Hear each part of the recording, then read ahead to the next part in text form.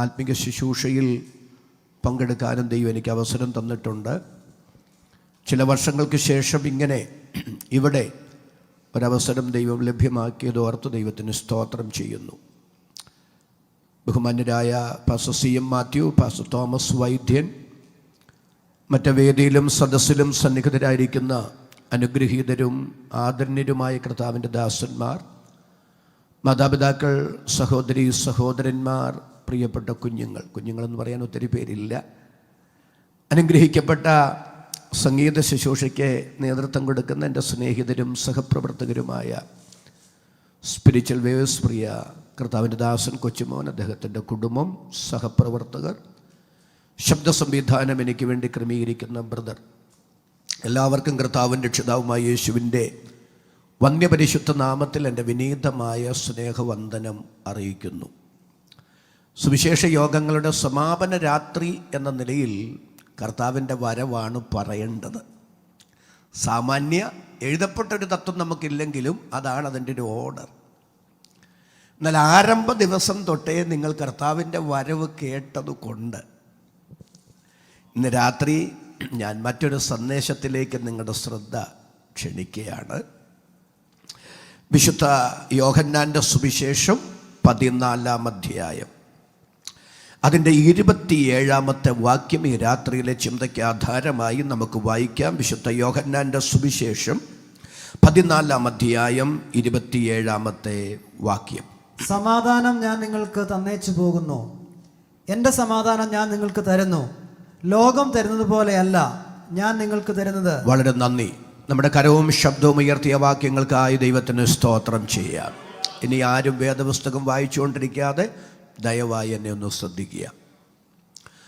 നമ്മുടെ വാഴ്ത്തപ്പെട്ട കർത്താവ് തൻ്റെ ഐഹിക ജീവകാലത്തിൻ്റെ പരിസമാപ്തിയിൽ വിരിച്ചൊരുക്കിയൊരു മുറിക്കകത്ത് അന്ത്യ അത്താഴത്തിന്, പെസഹയാചരണത്തിന് ശിഷ്യന്മാരുമായി ഒരുമിച്ച് സമ്മേളിക്കുമ്പോൾ അവിടെ നടന്ന കാര്യങ്ങളാണ് വിശുദ്ധ യോഹന്നാൻ്റെ സുവിശേഷം 13-14 അധ്യായങ്ങളിൽ രേഖപ്പെടുത്തിയിരിക്കുന്നത്.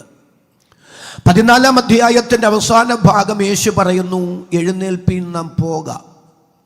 ആ വീട്ടിൽ നിന്ന് ഗത്സമനയെ ലക്ഷ്യമാക്കി യാത്ര ചെയ്യുമ്പോൾ ഇടവഴിയിൽ അവരോട് പറഞ്ഞ കാര്യങ്ങളാണ് 15-16 അധ്യായങ്ങൾ. കിദ്രോന്തോട് കടന്ന് ഗത്സമനയിലേക്ക് പ്രവേശിക്കുന്നതിന് മുൻപ് ആ വഴിയരികിൽ നിന്നുകൊണ്ടോ മറ്റോ അവർക്ക് വേണ്ടി പ്രാർത്ഥിക്കുന്ന പ്രാർത്ഥനയുടെ അധ്യായമാണ് 17-ാം അധ്യായം. 13-ാം അധ്യായത്തിൽ യേശു കർത്താവ് അത്താഴത്തിൽ നിന്ന് എഴുന്നേറ്റു, തൻ്റെ മഹത്വത്തിൻ്റെ മേൽവസ്ത്രം ഊരി മാറ്റി അരികിലൊരു തുവർത്തെടുത്ത് ചുറ്റി പാത്രത്തിൽ വെള്ളമെടുത്ത് ശിഷ്യന്മാരുടെ പാദങ്ങൾ കഴുകുകയാണ്. 14-ാം അധ്യായത്തിൽ അതിപ്രധാനമായ 3 വാഗ്ദത്തങ്ങൾ അവർക്ക് കൈമാറുന്നു. ഒന്നാമത്തെ വാഗ്ദത്തം നിത്യതയെക്കുറിച്ചുള്ള വാഗ്ദത്തമാണ്. അത് 14-ന്റെ 1 മുതൽ 3 വരെ. നിങ്ങളുടെ ഹൃദയം കലങ്ങിപ്പോകരുത്, ദൈവത്തിൽ വിശ്വസിപ്പീൻ, എന്നിലും വിശ്വസിപ്പീൻ. എൻ്റെ പിതാവിൻ്റെ ഭവനത്തിൽ അനേകം വാസസ്ഥലങ്ങളുണ്ട്. ഇല്ലെങ്കിൽ ഞാൻ നിങ്ങളോട് പറയുമായിരുന്നു, ഞാൻ നിങ്ങൾക്ക് സ്ഥലം ഒരുക്കുവാൻ പോകുന്നു. ഞാൻ പോയി സ്ഥലം ഒരുക്കിയാൽ ഞാൻ ഇരിക്കുന്ന ഇടത്ത് നിങ്ങളെയും ഇരുത്തേണ്ടുന്നതിന് വീണ്ടും വന്ന് നിങ്ങളെ എൻ്റെ അടുക്കൽ ചേർത്തുകൊള്ളും. അതാണ് ഒന്നാമത്തെ വാഗ്ദത്തം. അത് നിത്യതയെക്കുറിച്ചുള്ള വാഗ്ദത്തമാണ്. പരമപ്രധാനമായ 3 വാഗ്ദത്തങ്ങളാണ് ഞാൻ പറയുന്നത്. ഒത്തിരി വാഗ്ദത്തങ്ങൾ അധ്യായത്തിലുണ്ട്. രണ്ടാമത്തെ വാഗ്ദത്തം പരിശുദ്ധാത്മാവിനെ കുറിച്ചുള്ള വാഗ്ദത്തമാണ്. അതിൻ്റെ 16-17 വാക്യങ്ങൾ. എന്നാൽ ഞാൻ പിതാവിനോട് ചോദിക്കും, അവൻ സത്യത്തിൻ്റെ ആത്മാവെന്ന മറ്റൊരു കാര്യസ്ഥനെ എന്നേക്കും നിങ്ങളോട് കൂടെ ഇരിക്കേണ്ടതിന് നിങ്ങൾക്ക് തരും. ലോകം അവനെ കാണുകയോ അറിയുകയോ ചെയ്യുകയാൽ അതിനവനെ ലഭിപ്പാൻ കഴിയുകയില്ല. നിങ്ങളോ അവൻ നിങ്ങളോട് കൂടെ വസിക്കുകയും നിങ്ങളിൽ ഇരിക്കുകയും ചെയ്യുന്നത് കൊണ്ട് അവനെ അറിയുന്നു. രണ്ടാമത്തെ വാഗ്ദത്തം പരിശുദ്ധാത്മാവിനെ കുറിച്ചുള്ള വാഗ്ദത്തമാണ്. മൂന്നാമത്തെ വാഗ്ദത്തമാണ് നാം വായിച്ച തിരുവെഴുത്തിലുള്ളത് 27-ാമത്തെ വാക്യം. സമാധാനം ഞാൻ നിങ്ങൾക്ക് തന്നേച്ചു പോകുന്നു. എന്റെ സമാധാനം ഞാൻ നിങ്ങൾക്ക് തരുന്നു. ലോകം തരുന്നത് പോലെ അല്ല ഞാൻ നിങ്ങൾക്ക് തരുന്നത്. ആ വാക്യം നമുക്കൊന്ന് സുവ്യക്തമാകപ്പെടേണ്ടുന്നതിന് രണ്ടായി ഞാൻ അതിനെ തരം തിരിക്കാൻ പോകുകയാണ്. ഒന്ന്, സമാധാനം ഞാൻ നിങ്ങൾക്ക് തന്നേച്ചു പോകുന്നു. രണ്ടാമത്തെ ഭാഗം, എൻ്റെ സമാധാനം ഞാൻ നിങ്ങൾക്ക് തരുന്നു. എന്താ സമാധാനം ഞാൻ നിങ്ങൾക്ക് തന്നേച്ചു പോകുന്നു എന്ന് പറഞ്ഞാൽ കർത്താവ് അർത്ഥമാക്കുന്നത്? പ്രിയപ്പെട്ടവരെ, ഈ മുറിക്കകത്ത് നിന്ന് യാത്ര ചെയ്ത് ഗത്സമനയിലെത്തി അവിടെ വെച്ച് ശത്രുക്കളാൽ പിടിക്കപ്പെട്ട് തന്റെ മഹത്തായ ദൗത്യ നിർവഹണമായ ക്രൂശീകരണത്തിന് കർത്താവ് ഏൽപ്പിക്കപ്പെടാൻ പോകുകയാണ്. കഴിഞ്ഞ 3.5 വർഷമായി നിഴല് പോലെ തൻ്റെ കൂടെയുണ്ടായിരുന്ന ഈ ശിഷ്യന്മാരെ വിട്ട് അല്പസമയത്തേക്ക് മരണത്താൽ മാറ്റപ്പെടാൻ പോകുന്നു എന്ന ബോധ്യം കർത്താവിനുണ്ട്. എന്നാൽ അവർക്ക് ആ ചിന്ത സ്വപ്നത്തിൽ പോലും വന്നിട്ടില്ല. അപ്പൊ കർത്താവ് പറയുകയാണ്, ഞാൻ പോകുകയാണ്. പക്ഷെ ഞാൻ പോകുമ്പോൾ പകരം വയ്ക്കാനില്ലാത്തൊരു സമ്മാനം നിങ്ങൾക്ക് തന്നേച്ചു പോകുകയാണ്. ഏതാണ് തന്നേച്ചു പോകുന്ന സമ്മാനം? സമാധാനം. ഒരു നല്ല ആമേൻ പറഞ്ഞിന്ന് രാത്രി ഹൃദയം തുറന്ന് ദൈവത്തിന് സ്തോത്രം ചെയ്ത് പറ, സമാധാനം ഞാൻ നിങ്ങൾക്ക് തന്നേച്ചു പോകുന്നു. 2, ഏതു സമാധാനമാ ഞാൻ തന്നേച്ചു പോകുന്നത്? എൻ്റെ സമാധാനം ഞാൻ നിങ്ങൾക്ക് തരുന്നു. എൻ്റെ സമാധാനം ഞാൻ നിങ്ങൾക്ക് തരുന്നു എന്ന് പറഞ്ഞാൽ എന്താ പ്രിയരേ അർത്ഥം? ശ്രദ്ധിച്ചു കേൾക്കുക. നമ്മുടെ വാഴ്ത്തപ്പെട്ട കർത്താവ് ഈ മണ്ണിൽ പൂർണ്ണ മനുഷ്യനായി ജീവിച്ചു. അപ്പോൾ തന്നെ അദ്ദേഹം പൂർണ്ണ ദൈവവുമായിരുന്നു. ഒരു പൂർണ്ണ മനുഷ്യൻ എന്ന നിലയിൽ നമ്മെക്കാൾ പ്രതിസന്ധികളിലൂടെ കടന്നുപോയ ഒരു വ്യക്തിത്വ വിശേഷമാണ് നമ്മുടെ രക്ഷിതാവ്. അതുകൊണ്ടാണ് എബ്രായ ലേഖനം 4:15 വായിക്കുന്നത്, നമുക്കുള്ള മഹാപുരോഹിതൻ നമ്മുടെ ബലഹീനതകളിൽ സഹതാപം കാണിപ്പാൻ കഴിയാത്തവനല്ല. ഇതൊരു ഓഡിറ്റോറിയത്തിനകത്ത് നടക്കുന്ന മീറ്റിംഗ് അല്ലേ? കൃപ ലഭിച്ചവർ അധരം തുറന്നു വാക്യൊന്ന് വിളിച്ചു പറഞ്ഞ്, നമുക്കുള്ള മഹാപുരോഹിതൻ നമ്മുടെ ബലഹീനതകളിൽ സഹതാപം കാണിപ്പാൻ കഴിയാത്തവനല്ല, പാപമൊഴികെ സകലത്തിലും നമുക്ക് തുല്യനായി പരീക്ഷിക്കപ്പെട്ടു. പാപത്തിന്റെ പ്രലോഭനമൊഴികെ ബാക്കി എല്ലാ പ്രതിസന്ധിയും നമ്മെപ്പോലെയോ അല്ല. ഞാൻ അല്പം കൂടെ കടന്നു പറയാം, നമ്മെക്കാൾ കൂടുതൽ അനുഭവിച്ചൊരു പ്രിയ കർത്താവിനെയായി ഇന്ന് രാത്രി നമ്മൾ ആരാധിക്കുന്നത്. ചിലപ്പോഴൊക്കെ എനിക്ക് അതിലൊരു സംശയം തോന്നിയിട്ടുണ്ട്. കർത്താവ് എല്ലാം അനുഭവിച്ചിട്ടുണ്ട്. പാപമൊഴികെ സകലത്തിലും നമുക്ക് തുല്യനായെന്ന് പറയും. ഞാനൊരു കാര്യം പറയാം, കർത്താവ് അനുഭവിക്കാത്ത ഒരു പ്രതിസന്ധി നിങ്ങൾക്കില്ല, എനിക്കില്ല. ഒരു കാര്യത്തിലൊന്ന് സ്തോത്രം ചെയ്താൽ മതി, അത്രയും നമുക്ക് തന്നിട്ടില്ല. ഒരു നല്ല ആമേൻ എത്ര പേർക്ക് പറയാൻ കഴിയും? കർത്താവ് അനുഭവിച്ചിടത്തോളം നമുക്ക് ലഭ്യമായിട്ടില്ല. ഒരിക്കലേ ഞാനിങ്ങനെ മിക്കവാറും ഈ ഹൈറേഞ്ചിൽ നിന്ന് യാത്ര ചെയ്ത് വരും. ഇപ്പോൾ ഇത് AC ആയതുകൊണ്ട്, ഓഡിറ്റോറിയം ആയതുകൊണ്ട് നല്ല സന്തോഷം. ചിലയിടത്തൊക്കെ പ്രസംഗിച്ച് കഴിയുമ്പോൾ ഞാൻ നിൽക്കുന്നിടത്ത് ഇങ്ങനെ വെള്ളം തളം കെട്ടിക്കിടക്കും, വേർപ്പേ. അപ്പോൾ അവിടെ ഒരു പാ കിട്ടുകാരുന്നെങ്കിൽ അവിടെ തന്നെ അങ്ങ് കിടന്നുറങ്ങാമായിരുന്നു. അതുപോലെ ക്ഷീണം തോന്നും. എങ്കിലും മിക്കവാറും തനിച്ച് ഹൈറേഞ്ചിലേക്ക് തന്നെ ഡ്രൈവ് ചെയ്ത് പോകുന്ന പതിവാണ് എനിക്കുള്ളത്.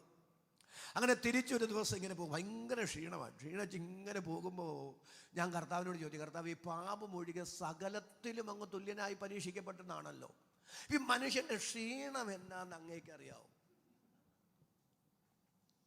മനുഷ്യന്റെ ക്ഷീണം എന്താണെന്ന് അങ്ങേക്ക് അറിയാമോ എന്ന് ചിന്തിച്ച് ഞാനിങ്ങനെ ഡ്രൈവ് ചെയ്യുമ്പോൾ പെട്ടെന്നൊരു വാക്യം എൻ്റെ മനസ്സിലേക്ക് വന്നു. യേശു കർത്താവ് ശബരിയിലൂടെ പോവുകയാണ്. ശബരിയിലെ അങ്ങനെ പോകുന്ന സമയത്ത് യാക്കോബ് തന്റെ മകനായ യോസേപ്പിന് കൊടുത്ത ഉറവിനരികെ കർത്താവ് ഇരിക്കുകയാണ്. അതിനെക്കുറിച്ച് തിരുവെഴുത്ത് ഇങ്ങനെ പറയുന്നത്, വഴി നടന്ന് ക്ഷീണിച്ചിട്ട്.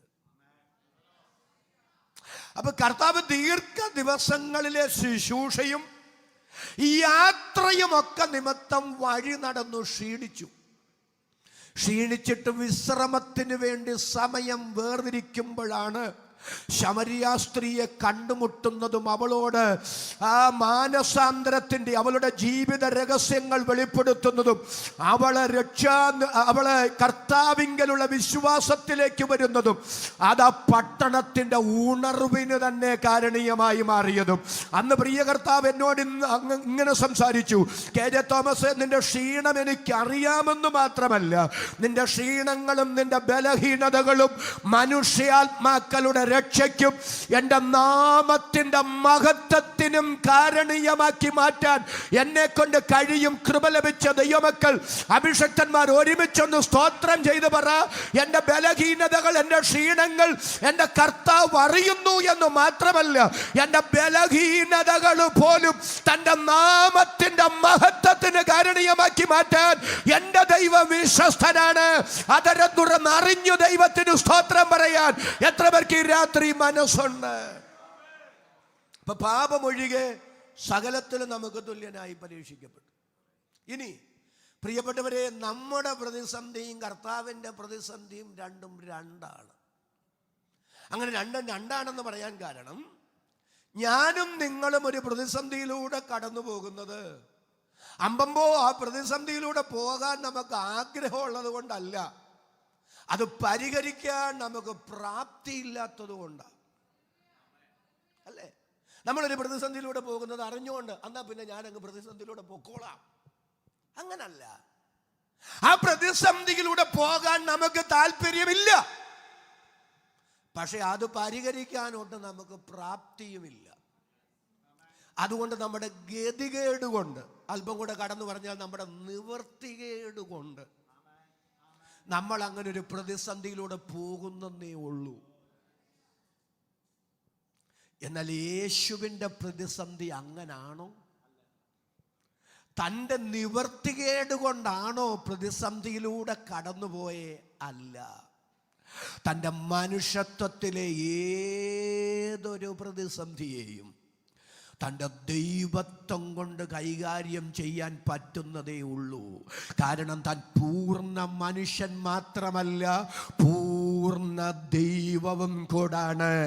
തിരുവെഴുത്തിൽ നിന്ന് ഞാൻ നിങ്ങൾക്കത് വ്യക്തമാക്കി തരാം. ഗെത്സമന തോട്ടം, അവിടേക്ക് നമ്മൾ ഒന്നുകൂടെ വരും. ആ ഗെത്സമന തോട്ടത്തിൽ യേശുവിനെ പിടിക്കാനായിട്ട് ആൾക്കൂട്ടവും ഒക്കെ ആയിട്ട് വരുമ്പോ, പിന്നീട് ഞാൻ വ്യക്തമാക്കിക്കൊള്ളാം, കർത്താവിനെ സംരക്ഷിക്കാൻ, പ്രതിരോധ കവചമൊരുക്കാൻ പത്രോസ് വാളും കൊണ്ട് ചാടുകയാണ്. കർത്താവ് പറഞ്ഞു, പത്രോസേ, വാൾ ഉറയിലിട്, വാളെടുക്കുന്നവൻ വാളാൽ തന്നെ നശിക്കും. അടുത്തത്, കുഞ്ഞേ, എൻ്റെ ഗ്രാമീണ ഭാഷയോട് ചേർത്ത് പറയാം, കുഞ്ഞേ, നിന്റെ വിചാരം എന്താ?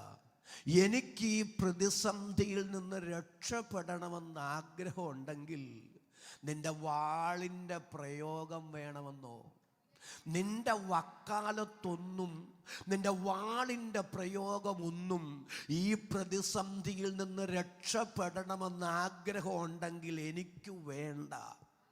ഞാനിപ്പം മുകളിലേക്ക് നോക്കിയാൽ 12 ലഗ്യോണിലധികം ദൂതന്മാർ ഇവിടേക്ക് ഇറങ്ങി വരാൻ റെഡിയായി നിൽക്കുകയാണ്. ഒരു ലഗ്യോൺ എന്ന് പറഞ്ഞാൽ 6000ആണ്. 12 ലഗ്യോൺ എന്ന് പറഞ്ഞാൽ 72,000ആണ്. 72,000 വേണ്ട, ഒരൊറ്റ ദൂതൻ അവിടെ ഇറങ്ങി വന്നാൽ ഗതികേടായി മാറും. പഴയ നിയമത്തിൽ അശൂർ പാളയത്തിലൂടെ ഒരു രാത്രി ഒരു ദൈവദൂതൻ സഞ്ചരിച്ചപ്പോൾ നടന്നത് എന്താണെന്ന് നമുക്കറിയാമല്ലോ.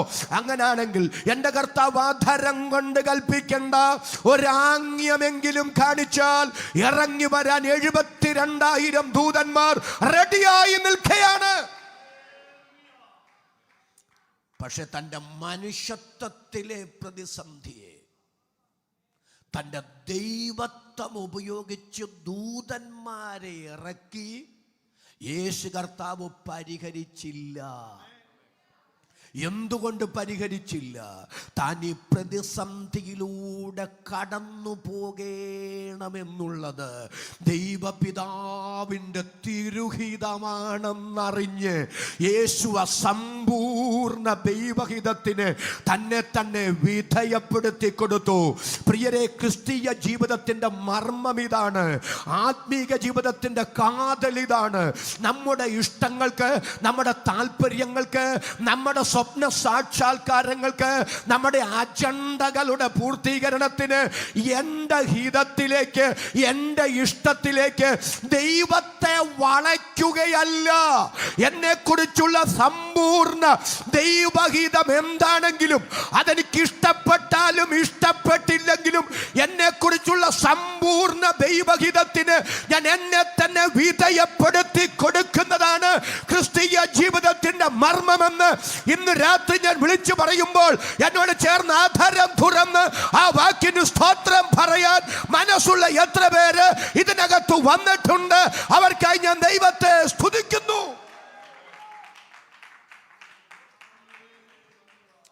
വേദപുസ്തകത്തിൽ നിന്ന് ഞാൻ നിങ്ങൾക്ക് ഒരു തെളിവ് തരാം. ഞാനീ പറയുന്നത് ദഹിക്കാൻ അല്പം പ്രയാസമാണ്. കാരണം ഇന്ന് നമ്മൾ പറയുന്നത്, നമ്മൾ പരിചയപ്പെടുത്തുന്നത് നമ്മുടെ ഇഷ്ടങ്ങൾക്കനുസരിച്ച് തുള്ളുന്നൊരു ദൈവത്തെയാണ്. പക്ഷെ ദൈവത്തിൻ്റെ ഇഷ്ടത്തിനനുസരിച്ച് എന്നെ ആക്കണമെന്നൊരു ചിന്ത, ഒരു മനോഭാവം നമുക്കില്ല. നമ്മുടെ ഇഷ്ടത്തിലേക്ക് ദൈവത്തെ കൊണ്ടുവരികയല്ല, ദൈവഷ്ടത്തിന്, ദൈവഹിതത്തിന് എന്നെ തന്നെ വിധേയപ്പെടുത്തി എൻ്റെ കൊച്ചു ജീവിതം ആ ദൈവഹിത പൂർത്തീകരണത്തിന് ദൈവകരങ്ങളിൽ വലിച്ചെറിഞ്ഞു കൊടുക്കുന്നതാണ് ശരിയായ ക്രിസ്തീയതയെന്ന് ഇന്ന് രാത്രി എൻ്റെ പ്രിയർ മറക്കരുത്. എത്രയോ വികലമായ, അല്പം കൂടെ കടന്നു പറഞ്ഞാൽ വിചിത്രമായ ഒരാത്മീയതയാണ് പലരും പരിചയപ്പെടുത്തുന്നത്.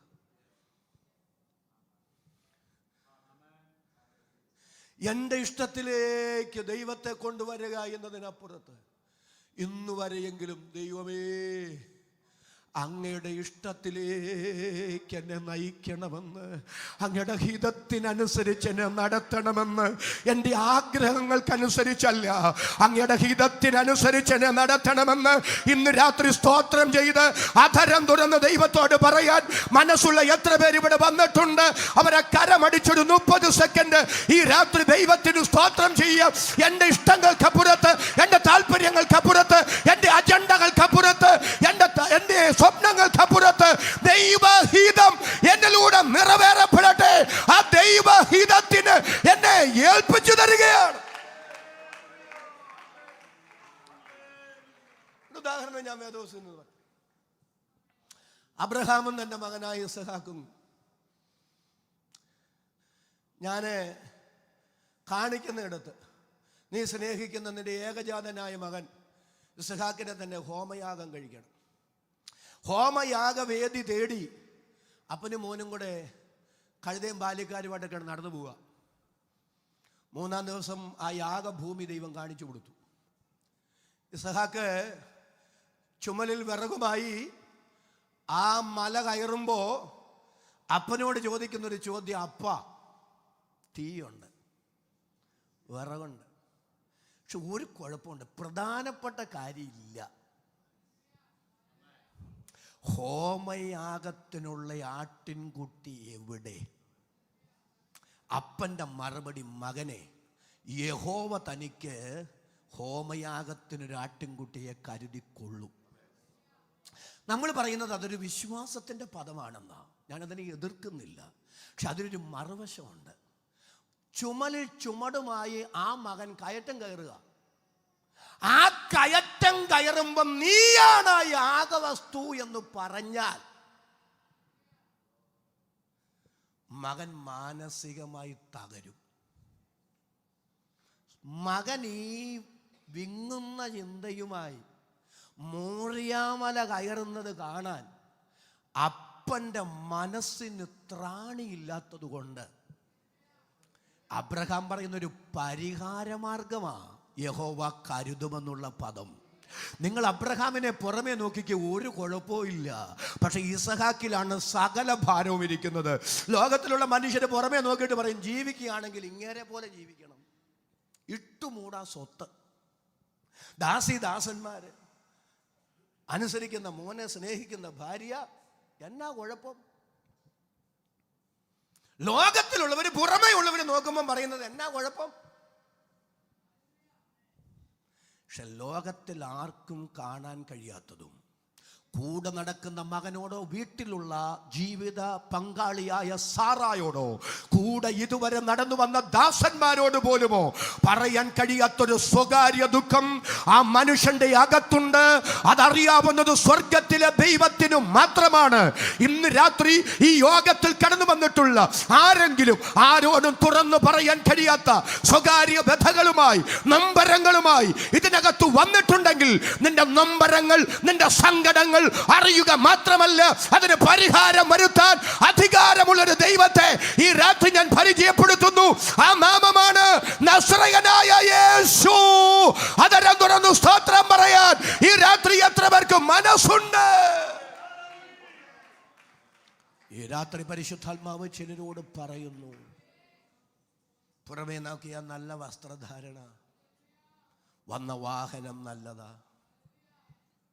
വച്ച വീട് മനോഹരമാണ്, പുറമേ നിങ്ങളെ കണ്ടാൽ ഒരു കുഴപ്പവും ഉണ്ടെന്ന് ആർക്കും തോന്നില്ല. നിങ്ങളുടെ പോക്കൊക്കെ കണ്ടാൽ മനുഷ്യർക്ക് തോന്നും, അയ്യോ നിങ്ങളെപ്പോലായ.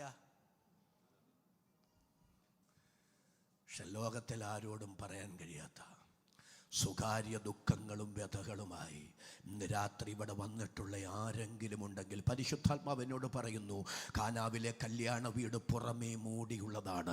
ഒത്തിരി പേര് അവിടെ വരുന്നുണ്ട്, വരുന്നവരെ സന്തോഷത്തോടെ അവർ സ്വീകരിക്കുന്നുണ്ട്. ധാരാളം പേര് അവരെ വീട്ടിൽ നിന്ന് പോകുന്നവരെ അവർ കൃത്യമായി യാത്രയാക്കുന്നുണ്ട്. പക്ഷെ വരുന്നവരോടും പോകുന്നവരോടും ആത്മാഭിമാനം നിമിത്തം തുറന്നു പറയാൻ കഴിയാത്ത ഒരു സ്വകാര്യ വ്യഥ ആ വീടിനകത്തുണ്ട്. എന്നാൽ എൻ്റെ പ്രിയ കർത്താവ് അതറിയുക മാത്രമല്ല, അതിന് പരിഹാരം വരുത്തിയ ദൈവമാണെങ്കിൽ ഇന്ന് രാത്രി പരിശുദ്ധാത്മാവ് എന്നോട് ഇങ്ങനെ സംസാരിക്കുന്നു, ആത്മാഭിമാനം നിമിത്തം ആരോടും തുറന്നു പറയാൻ കഴിയാത്ത ചില സ്വകാര്യ വ്യഥകളുമായി ചില മാസങ്ങളായി വർഷങ്ങളായി നിങ്ങൾ വേട്ടയാടപ്പെടുമ്പോൾ ആ സ്വകാര്യ വ്യഥകളുടെ നടുവിൽ നിങ്ങൾക്ക് പരിഹാരം വരുത്തുന്ന ഒരു ദൈവകൃപയെ ഈ രാത്രി തിരിച്ചറിഞ്ഞ അധരം തുറന്ന് ആമേൻ പറയാൻ എത്ര പേർക്ക് മനസ്സുണ്ട്? അവർക്കായി ഞാൻ ദൈവത്തെ സ്തുതിക്കുന്നു. അപ്പനും മോനും കൂടെ മോറിയാമലയുടെ മുകളിലെത്തി. മോറിയായിൽ ഇതിന് മുമ്പൊരു യാഗം നടന്നിട്ടില്ല. കർമ്മേലിൽ ഏലിയാവിന് യാഗപീഠം പുതുക്കി പണിയേണ്ടതായിട്ടേ വന്നുള്ളൂ. പക്ഷെ മോറിയായിൽ ഒരു യാഗമേ നടന്നിട്ടില്ല ഇതിനു മുമ്പ്. അതുകൊണ്ട് അബ്രഹാം മോറിയാമലയുടെ മുകളിൽ നിന്ന് കല്ല് പെറുക്കി പെറുക്കി പെറുക്കി പെറുക്കി ഹോമയാഗം പണിയുക, പീഠം പണിയുക. അബ്രഹാം കല്ല് പെറുക്കി നടക്കുമ്പോ ഇസഹാക്ക് കണ്ണുപാളി നോക്കുന്നത്, അപ്പം പറഞ്ഞായിരുന്നു ഒരു ആടിനെ ദൈവം കരുതുന്നു. ദൈവം കരുതിയ ആട് എവിടെയെന്നാ ഇസഹാക്കിന്റെ കണ്ണു നോക്കുന്നത്. എനിക്ക് അത്ഭുതം തോന്നിയിട്ടുണ്ട് ആ ഭാഗം വായിക്കുമ്പോൾ. കല്ല് പെറുക്കി നടന്ന അബ്രഹാം ഒരു ആടിനെ കണ്ടില്ല. ഒരു ആമേനൊന്ന് പറഞ്ഞ്, ഇത്രേ ഉള്ള കല്ലുകൾ പെറുക്കി നടക്കുമ്പോൾ ഇത്രേ ഉള്ള ആടുണ്ടെങ്കിൽ അബ്രഹാം കാണേണ്ടതല്ലേ? കല്ല് പെറുക്കി നടന്ന അബ്രഹാം അത് കണ്ടില്ല. കണ്ണ് പരതി നോക്കിയ ഇസഹാക്ക് അത് കണ്ടില്ല. അബ്രഹാം കാണാത്തതും ഇസഹാക്കിന്റെ കണ്ണിൽ വെളിപ്പെടാത്തതുമായ ദൈവത്തിന്റെ കരുതലുണ്ടല്ലോ, സമയത്ത് അപ്പന്റെയും മകന്റെയും മുമ്പിൽ വെളിപ്പെട്ടു വന്നത്. ദൈവം അവർക്ക് ആ കരുതൽ അപ്പോഴാ മനസ്സിലാക്കി കൊടുത്തത്. ഇന്ന് രാത്രി പരിശുദ്ധാത്മാവ് ചിലരോട് പറയുന്നു, നിങ്ങൾ പ്രതീക്ഷിച്ച സമയത്ത് പലതും നടന്നില്ല എന്നുള്ളത് കൊണ്ട് നടക്കത്തില്ലെന്നൊന്നും ചിന്തിക്കേണ്ട. ദൈവത്തിന്റെ സമയത്ത് അധരം തുറന്ന് ഇന്ന് രാത്രി സ്തോത്രം ചെയ്തു പറ. ദൈവത്തിന്റെ സമയത്ത് നിങ്ങൾ പ്രതീക്ഷിക്കാത്ത ചില ദൈവിക കരുതലുകൾ ദൈവാത്മാവ് ഒരുക്കി തരും. അവൻ നിങ്ങൾക്കായി കരുതുന്നതാകയാൽ അധരം തുറന്ന് ആവേശത്തോടെ ഇന്ന് രാത്രി ദൂത് ഏറ്റെടുത്ത് പറ. അവൻ നിങ്ങൾക്കായി കരുതുന്നതാകയാൽ നിങ്ങളുടെ സകല ചിന്താകുലവും അവൻ മേലിട്ടുകൊള്ളുവീൻ. അവൻ നിങ്ങളെ തക്ക സമയത്ത് ഉയർത്താൻ ദൈവത്തിന്റെ ബലമുള്ള കൈക്കീഴ് താടിരിപ്പീൻ. സമയത്ത് ദൈവത്താൽ ഒരുങ്ങപ്പെട്ടു വരുന്ന ദൈവിക കരുതലുണ്ടെന്ന് പോഷ്കില്ലാത്ത ദൈവം ഇന്ന് രാത്രി വചനത്തിന്റെ ദൂത് ഇവിടെ കൈമാറുന്നു.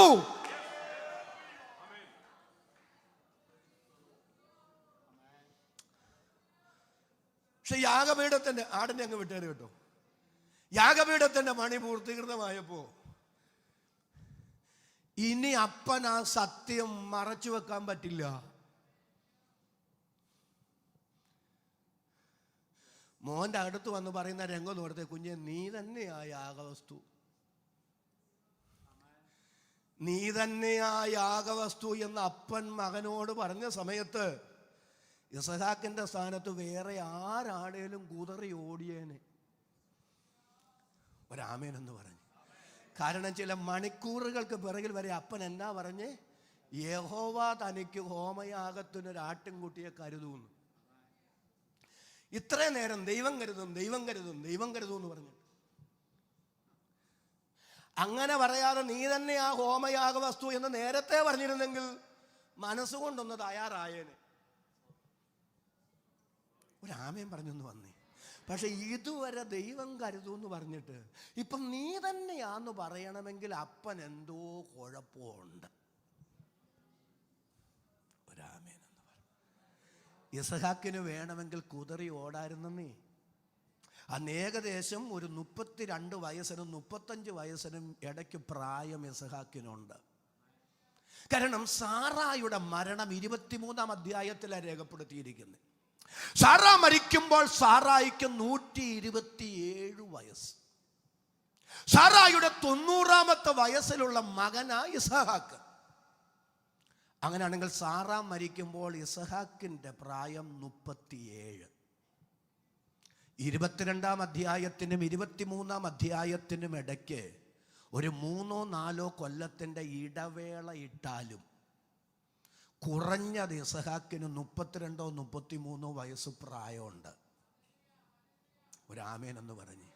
അത് മാത്രമല്ല, നല്ല ആരോഗ്യ ദൃഢഗാത്രനാ. ആ ഹോമയാഗത്തിനുള്ള വിറക് സ്വന്തം ചുമലിൽ ചുമന്നുകൊണ്ട് ആ മലയുടെ കയറ്റം കയറിയ ചെറുപ്പക്കാരനാ.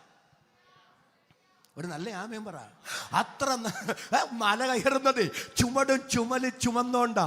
അത്ര ആരോഗ്യ ദൃഢഗാത്രനാ. വേണമെങ്കിൽ ഇസഹാക്കിന് കുതറി ഓടാവുന്നതേ ഉണ്ടായിരുന്നുള്ളൂ. പക്ഷെ നീയാണ് ആ യാഗവസ്തു എന്ന് അപ്പൻ മകനോട് വെളിപ്പെടുത്തിയപ്പോൾ ഇസഹാക്ക് കുതറി ഓടിയില്ല കേട്ടോ. ഈ ഹോമയാഗപീഠത്തിൽ ഒരു ഹോമയാഗ വസ്തുവായി ഞാൻ എരിഞ്ഞു തീരണമെന്നാണ് എൻ്റെ ദൈവത്തിൻ്റെ പദ്ധതിയെങ്കിൽ, എൻ്റെ ദൈവത്തിൻ്റെ ഇഷ്ടമെങ്കിൽ ആ ദൈവഹിതത്തോട് ഞാൻ വിഘടിക്കുന്നില്ല, ഞാൻ അതിനോട് എതിർക്കുന്നില്ല. എന്നെ കുറിച്ചുള്ള ദൈവഹിതത്തിന് വിധേയപ്പെട്ടു കൊടുക്കുന്നു. വിധേയപ്പെട്ടവൻ നിന്നെ കുറിച്ചുള്ള ദൈവഹിതം ഇന്നതാണെന്ന് വെളിപ്പെടുത്തിയപ്പോൾ വെളിപ്പെടുത്തപ്പെട്ട ദൈവിക സത്യത്തിന്റെ മുമ്പിൽ കൈകാലുകൾ കെട്ടപ്പെട്ട് യാഗപീഠത്തിൽ കിടക്കാൻ തയ്യാറായവനു വേണ്ടിയാണ് ദൈവ ശബ്ദം മുഴങ്ങിയത്. വെളിപ്പെട്ടതെങ്കിൽ, അവന് വേണ്ടിയാണ് ദൈവപ്രവൃത്തി വെളിപ്പെട്ടതെങ്കിൽ, ഇന്ന് രാത്രി ഞാൻ സ്തോത്രം ചെയ്ത് പറയുന്നു, നേട്ടമാണെങ്കിലും കോട്ടമാണെങ്കിലും ഉയർച്ചയാണെങ്കിലും താഴ്ചയാണെങ്കിലും ജീവനാണെങ്കിലും മരണമാണെങ്കിലും എനിക്ക് ഇഷ്ടപ്പെട്ടതാണെങ്കിലും ഇഷ്ടപ്പെട്ടതല്ലെങ്കിലും എൻ്റെ ദൈവത്തിന്റെ ഹിതമെന്നോ ആ ദൈവഹിതത്തിന് അടിയറ വയ്ക്കുന്ന, ആ ദൈവഹിതത്തിന് സമ്പൂർണമായി സമർപ്പിക്കുന്ന ഒരാത്മീക മനസ്സ് എനിക്ക് തരണമെന്ന് അതരം തുറന്ന് ഈ രാത്രി സ്തോത്രം ചെയ്ത് പ്രാർത്ഥിക്കാൻ എത്ര പേർക്ക് മനസ്സുണ്ട്? അവർക്കായി ഞാൻ ദൈവത്തെ സ്തുതിക്കുന്നു.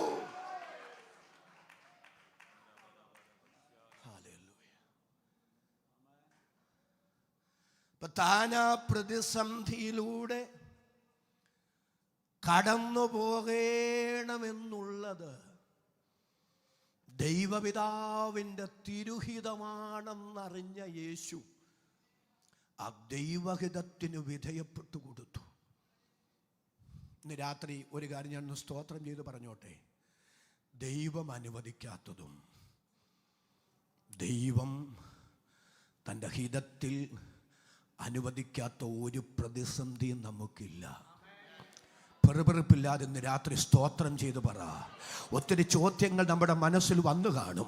മറ്റുള്ളവർ വിമർശനത്തിൻ്റെ വിരൽത്തുമ്പുകൾ ചൂണ്ടിക്കൊണ്ട് നമുക്കെതിരെ ഒത്തിരി ചോദ്യശരങ്ങൾ എഴുതി കാണും. പക്ഷെ ഇന്ന് രാത്രി ദൈവകൃപയുള്ള അഭിഷക്തന്മാർ, കൃപയുള്ള ദൈവമക്കൾ ഒരുമിച്ചൊന്ന് സ്തോത്രം ചെയ്ത് പറ, എൻ്റെ ദൈവം അറിഞ്ഞും എൻ്റെ ദൈവം അനുവദിക്കാത്തതുമായ ഒരു പ്രതിസന്ധിയും എനിക്കില്ല. എല്ലാം ദൈവം അറിഞ്ഞാണ്, എല്ലാം ദൈവം അനുവദിച്ചാണ്. ദൈവം അറിഞ്ഞും ദൈവം അനുവദിച്ചും എൻ്റെ ജീവിതത്തിൽ തന്ന എല്ലാ പ്രതിസന്ധികളുടെ നടുവിലും ഒരുമിച്ചൊന്ന് സ്തോത്രം ചെയ്ത് പറയാമോ? തിന്മയ്ക്കല്ല നന്മയ്ക്ക് എൻ്റെ ദൈവത്തിനൊരു പദ്ധതിയുണ്ട്. അറിഞ്ഞു കർത്താവിന് ആരാധന അർപ്പിക്കാൻ എത്ര പേർക്ക് ഈ രാത്രി മനസ്സുണ്ട്?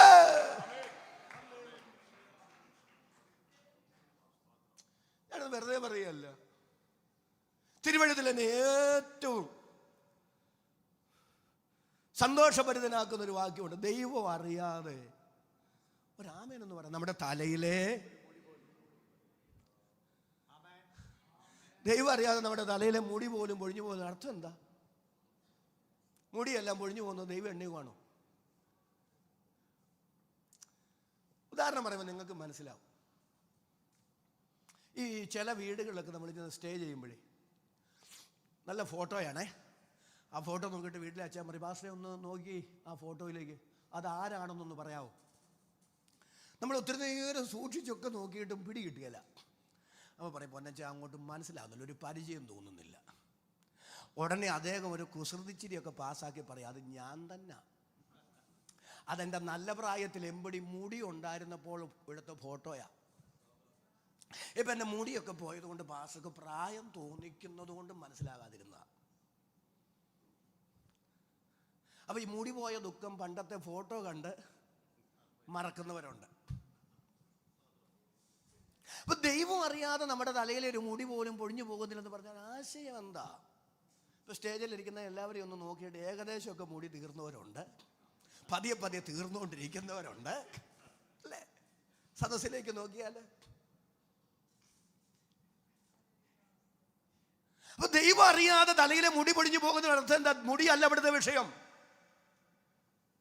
ഞാനിപ്പം ഈ യോഗത്തിലേക്ക് പ്രസംഗിക്കാൻ വരാനായിട്ട് രാവിലെ റെഡിയാവുന്നു, ബാത്റൂമിൽ കുളിക്കാൻ കയറി, ഒന്ന് സങ്കല്പിക്കുകയാണേ.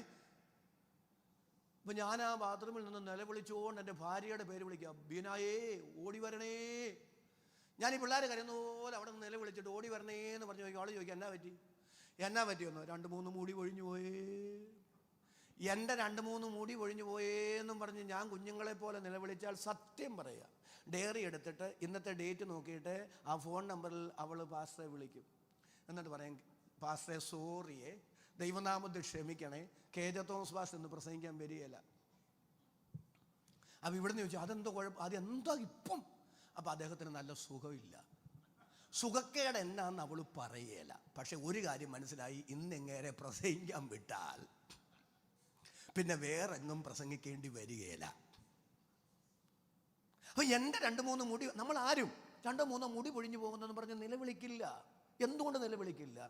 നമുക്ക് 2, 3, 5, 10 മുടി പൊഴിഞ്ഞു പോകുന്നത് നിസ്സാരവാ. നമ്മൾ അത്ര കാര്യമായിട്ട് എടുക്കാറില്ല. അതുപോലല്ലോ നമ്മുടെ ഒരു വിരൽ പോയാൽ.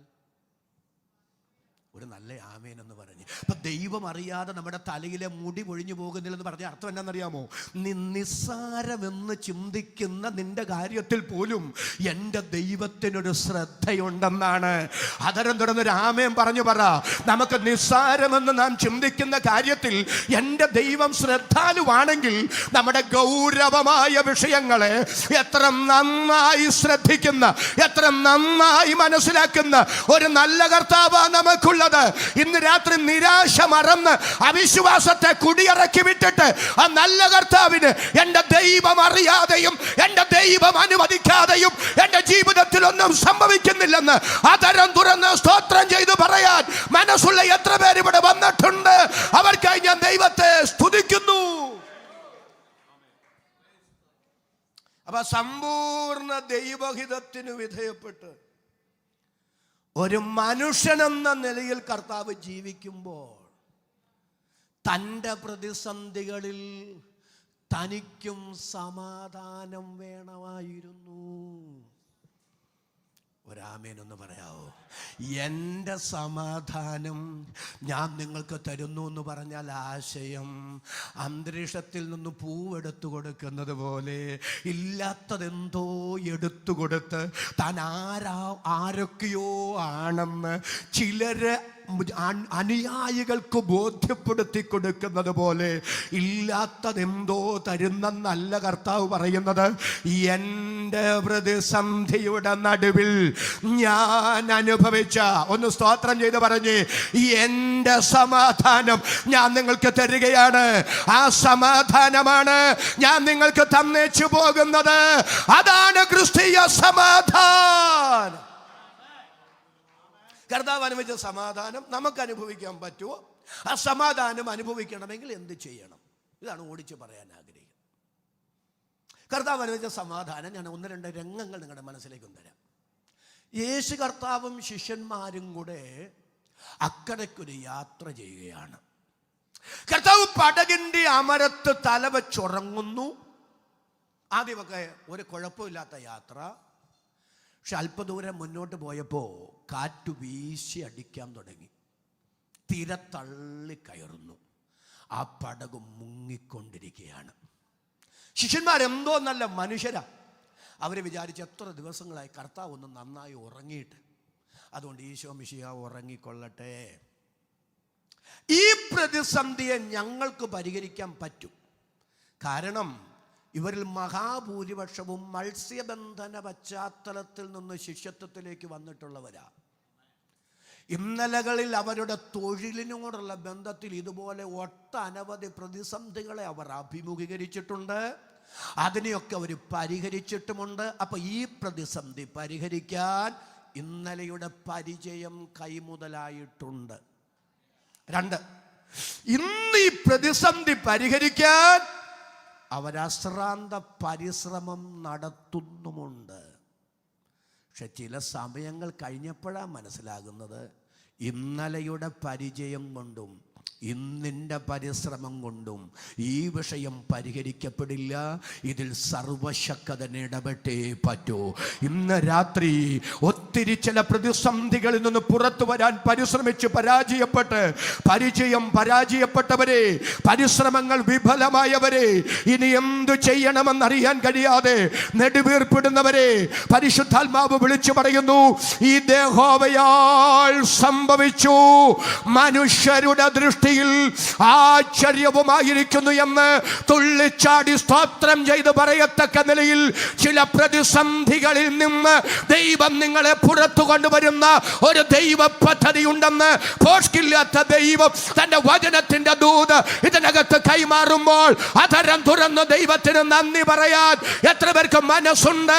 ഇത് ചിലരോടുള്ള ദൈവ ശബ്ദമാകിയാൽ ഞാൻ ദൈവത്തെ സ്തുതിക്കുന്നു. പരിശ്രമിച്ച് കുഴഞ്ഞു കഴിഞ്ഞപ്പോൾ കർത്താവിനോട് വന്നവർ ചോദിക്കുക, നാഥ, ഞങ്ങൾ നശിച്ചു പോകുന്നതിൽ അങ്ങേക്ക് വിചാരമില്ല. എത്ര ഹൃദയഭേദകമായൊരു വാക്കാത്. ഞാൻ ഈ കാര്യത്തിൽ ശിഷ്യന്മാരുടെ കൂടെ, എന്നെ തെറ്റിദ്ധരിക്കരുത്, ഈ കാര്യത്തിൽ ഞാൻ ശിഷ്യന്മാരുടെ പക്ഷത്താ. എന്താ? ഈ പ്രതിസന്ധിയുടെ ആരംഭത്തിൽ കർത്താവ് ഇടപെട്ടിട്ട് ഇവരാവശ്യപ്പെടുന്നതിന് മുമ്പ് ഇങ്ങോട്ട് ഞാനും എൻ്റെ ശിഷ്യന്മാരും കൂടെ അക്കരയ്ക്കൊരു യാത്ര പോകുമ്പോൾ ഇങ്ങനെ നിന്ന് വെല്ലുവിളിക്കാറായോ? അടങ്ങെന്ന് പറഞ്ഞ് കർത്താവ് പ്രതികരിച്ചെങ്കിൽ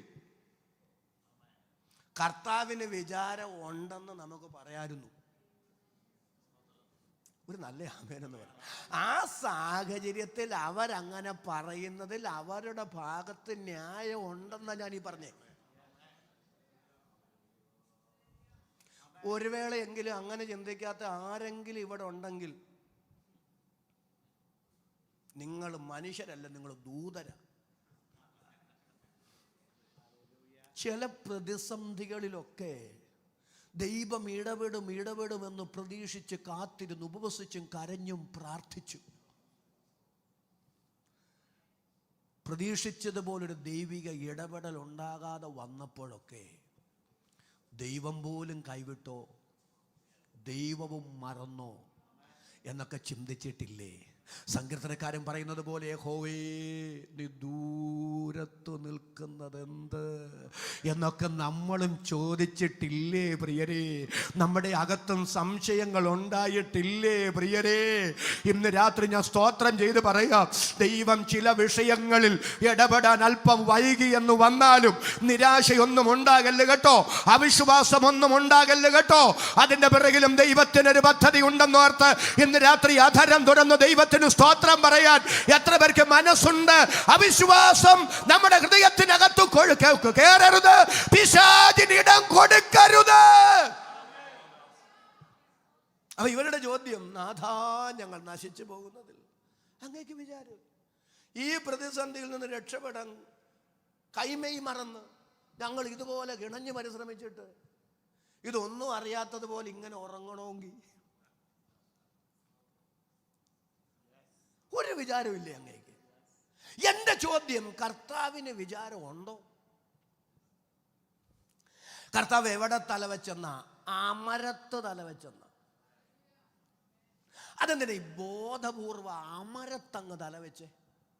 കിട്ടിയ സമയം എന്നാൽ പിന്നെ അങ്ങ് ഉറങ്ങിയേക്കാമെന്ന് ചിന്തിച്ചിട്ടാണ്. ഒരു ചിന്ത എന്ന് പറയാനാ, ഒരു പടകിൻ്റെ ഒരു കപ്പലിൻ്റെ പ്രധാന ഭാഗം അമരമാണ്.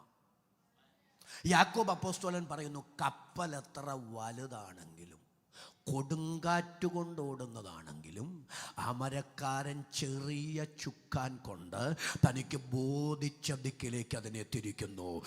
പൗലോസൊക്കെ യാത്ര ചെയ്ത റോമിലേക്ക് പോയ കപ്പൽ ഇരുകടൽ കൂടി ഒരു സ്ഥലത്തെത്തിയപ്പോൾ ആണിയം ഉറച്ചു.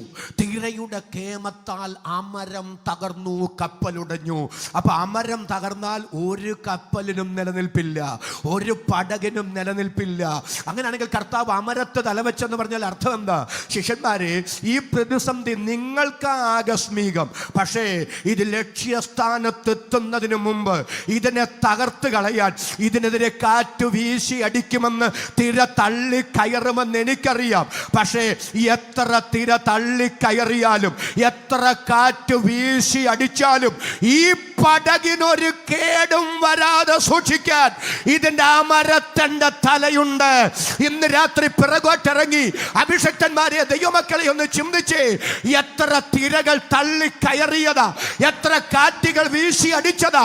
പക്ഷെ അവിടെ നിന്നൊക്കെ ഇവിടം വരെ നടന്ന് കയറി വന്നത് നമ്മുടെ മനസ്സിന്റെ കരുത്തുകൊണ്ടല്ല, ദൈവകൃപയുടെ വ്യാപാരം കൊണ്ടാണെന്നോർത്ത് അധരം തുറന്ന് ദൈവത്തിന് സ്തോത്രം പറയാൻ ദൈവകൃപയുള്ള എത്ര പേര് ഇവിടെ വന്നിട്ടുണ്ട്?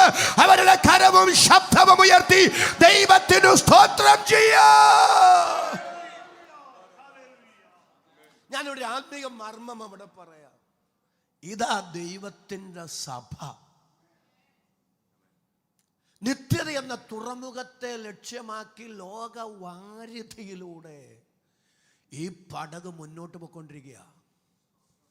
കഴിഞ്ഞ 2024 വർഷമായി, 2020 പരം വർഷമായി എത്ര കാറ്റുകൾ വീശി അടിച്ചു, എത്ര തിരകൾ തള്ളിക്കയറി. ഇതിനെ ഒടുക്കാൻ ഭരണകൂടങ്ങളും ദുഷ്ടപിശാചും മരണവും സാമ്രാജ്യങ്ങളും ഭരണാധികാരികളും എന്തെല്ലാം പദ്ധതികൾ തയ്യാറാക്കി. എന്നാൽ ഓരോ ശക്തികൾക്കും ഈ ദൈവസഭയുടെ ജൈത്രയാത്രയെ തടയാൻ കഴിയാതെ വീശിയടിച്ച കാറ്റിനും തള്ളിക്കയറിയ തിരകൾക്കും ഇതിനെ മുക്കാൻ കഴിയാതെ കഴിഞ്ഞ 2000-ൽ പരം വർഷങ്ങൾ സഭ മണ്ണിൽ നിലനിൽക്കാൻ കാരണം ഇതേ ഉള്ളൂ. ഇതിനൊരു ഉടമസ്ഥനുണ്ട്, ഇതിനൊരു നിയന്ത്രണാധാവുണ്ട്. എന്നോട് ചേർത്ത് കരം ഉയർത്തിപ്പിടിച്ച് സ്തോത്രം ചെയ്ത് വിളിച്ചു പറ, ഞാൻ എന്റെ സഭയെ പണിയും, പാതാള ഗോപുരങ്ങൾ അതിനെ ജയിക്കയില്ല. നമ്മുടെ വിഷയത്തോടുള്ള ബന്ധത്തിൽ ഞാൻ എന്നെ വ്യാഖ്യാനിക്കാൻ പോവാ. ഇപ്പൊ വീശിയടിക്കുന്ന കാറ്റിൽ, തള്ളിക്കയറുന്ന തിരയിൽ, മുങ്ങുന്ന പടകിൽ, അലറിക്കരയുന്ന 12 ശിഷ്യന്മാരുടെ മധ്യത്തിൽ യേശു ശാന്തമായി ഉറങ്ങി. അതാ അദ്ദേഹം അനുഭവിച്ച സമാധാനം. ഒരു നല്ല ആമേൻ എന്ന് പറയാവോ? മറ്റൊരു ഉദാഹരണം കൂടെ പറയാം. ഗെത്സമന തോട്ടം, അവിടേക്ക് ഒന്നുകൂടെ വരണം നമുക്ക്. കർത്താവിനെ പിടിക്കാനായിട്ട് ക്ഷേപകരെ, പടയാളികള്, വലിയൊരാൾക്കൂട്ടം വരികയാണ്. അവരുടെ ചിന്ത ഈ അർദ്ധരാത്രി സമയത്ത് കഴിഞ്ഞ സമയത്ത് ആൾ ആരാണെന്നൊന്ന് മനസ്സിലാക്കിയാൽ മതി. ഇപ്പൊ പിടിക്കാവുന്ന നിലയിൽ കുന്തവും പന്തവും വാളും വടിയുമായി നെഞ്ചു വരിച്ച് തല ഉയർത്തിപ്പിടിച്ചവർ വരികയാണ്. കർത്താവ് അവരുടെ അടുക്കൽ ചെന്ന് ചോദിക്കുന്നു, നിങ്ങൾ ആരെ തിരയുന്നു? അവരുടെ മറുപടി, നസറയനായ യേശുവിനെ. പ്രിയ കർത്താവിൻ്റെ തിരിച്ചുള്ള മറുപടി, അത് ഞാനാകുന്നു. ഞാനാകുന്നു എന്ന് പറഞ്ഞതും അവരെല്ലാവരും കൂടെ പിറകോട്ട് വീണു. യേശുവിൻ്റെ സ്ഥാനത്ത് വേറെ ആരാണെങ്കിലും അപ്പോൾ രക്ഷപ്പെട്ടേനെ. ഒരാമേനൊന്ന് പറഞ്ഞു. രക്ഷപ്പെടാൻ പഴുതില്ലാതിരുന്നത് കൊണ്ട്, ഗതികേട് കൊണ്ട് സംഭവിച്ചതല്ല കർത്താവിൻ്റെ മരണം.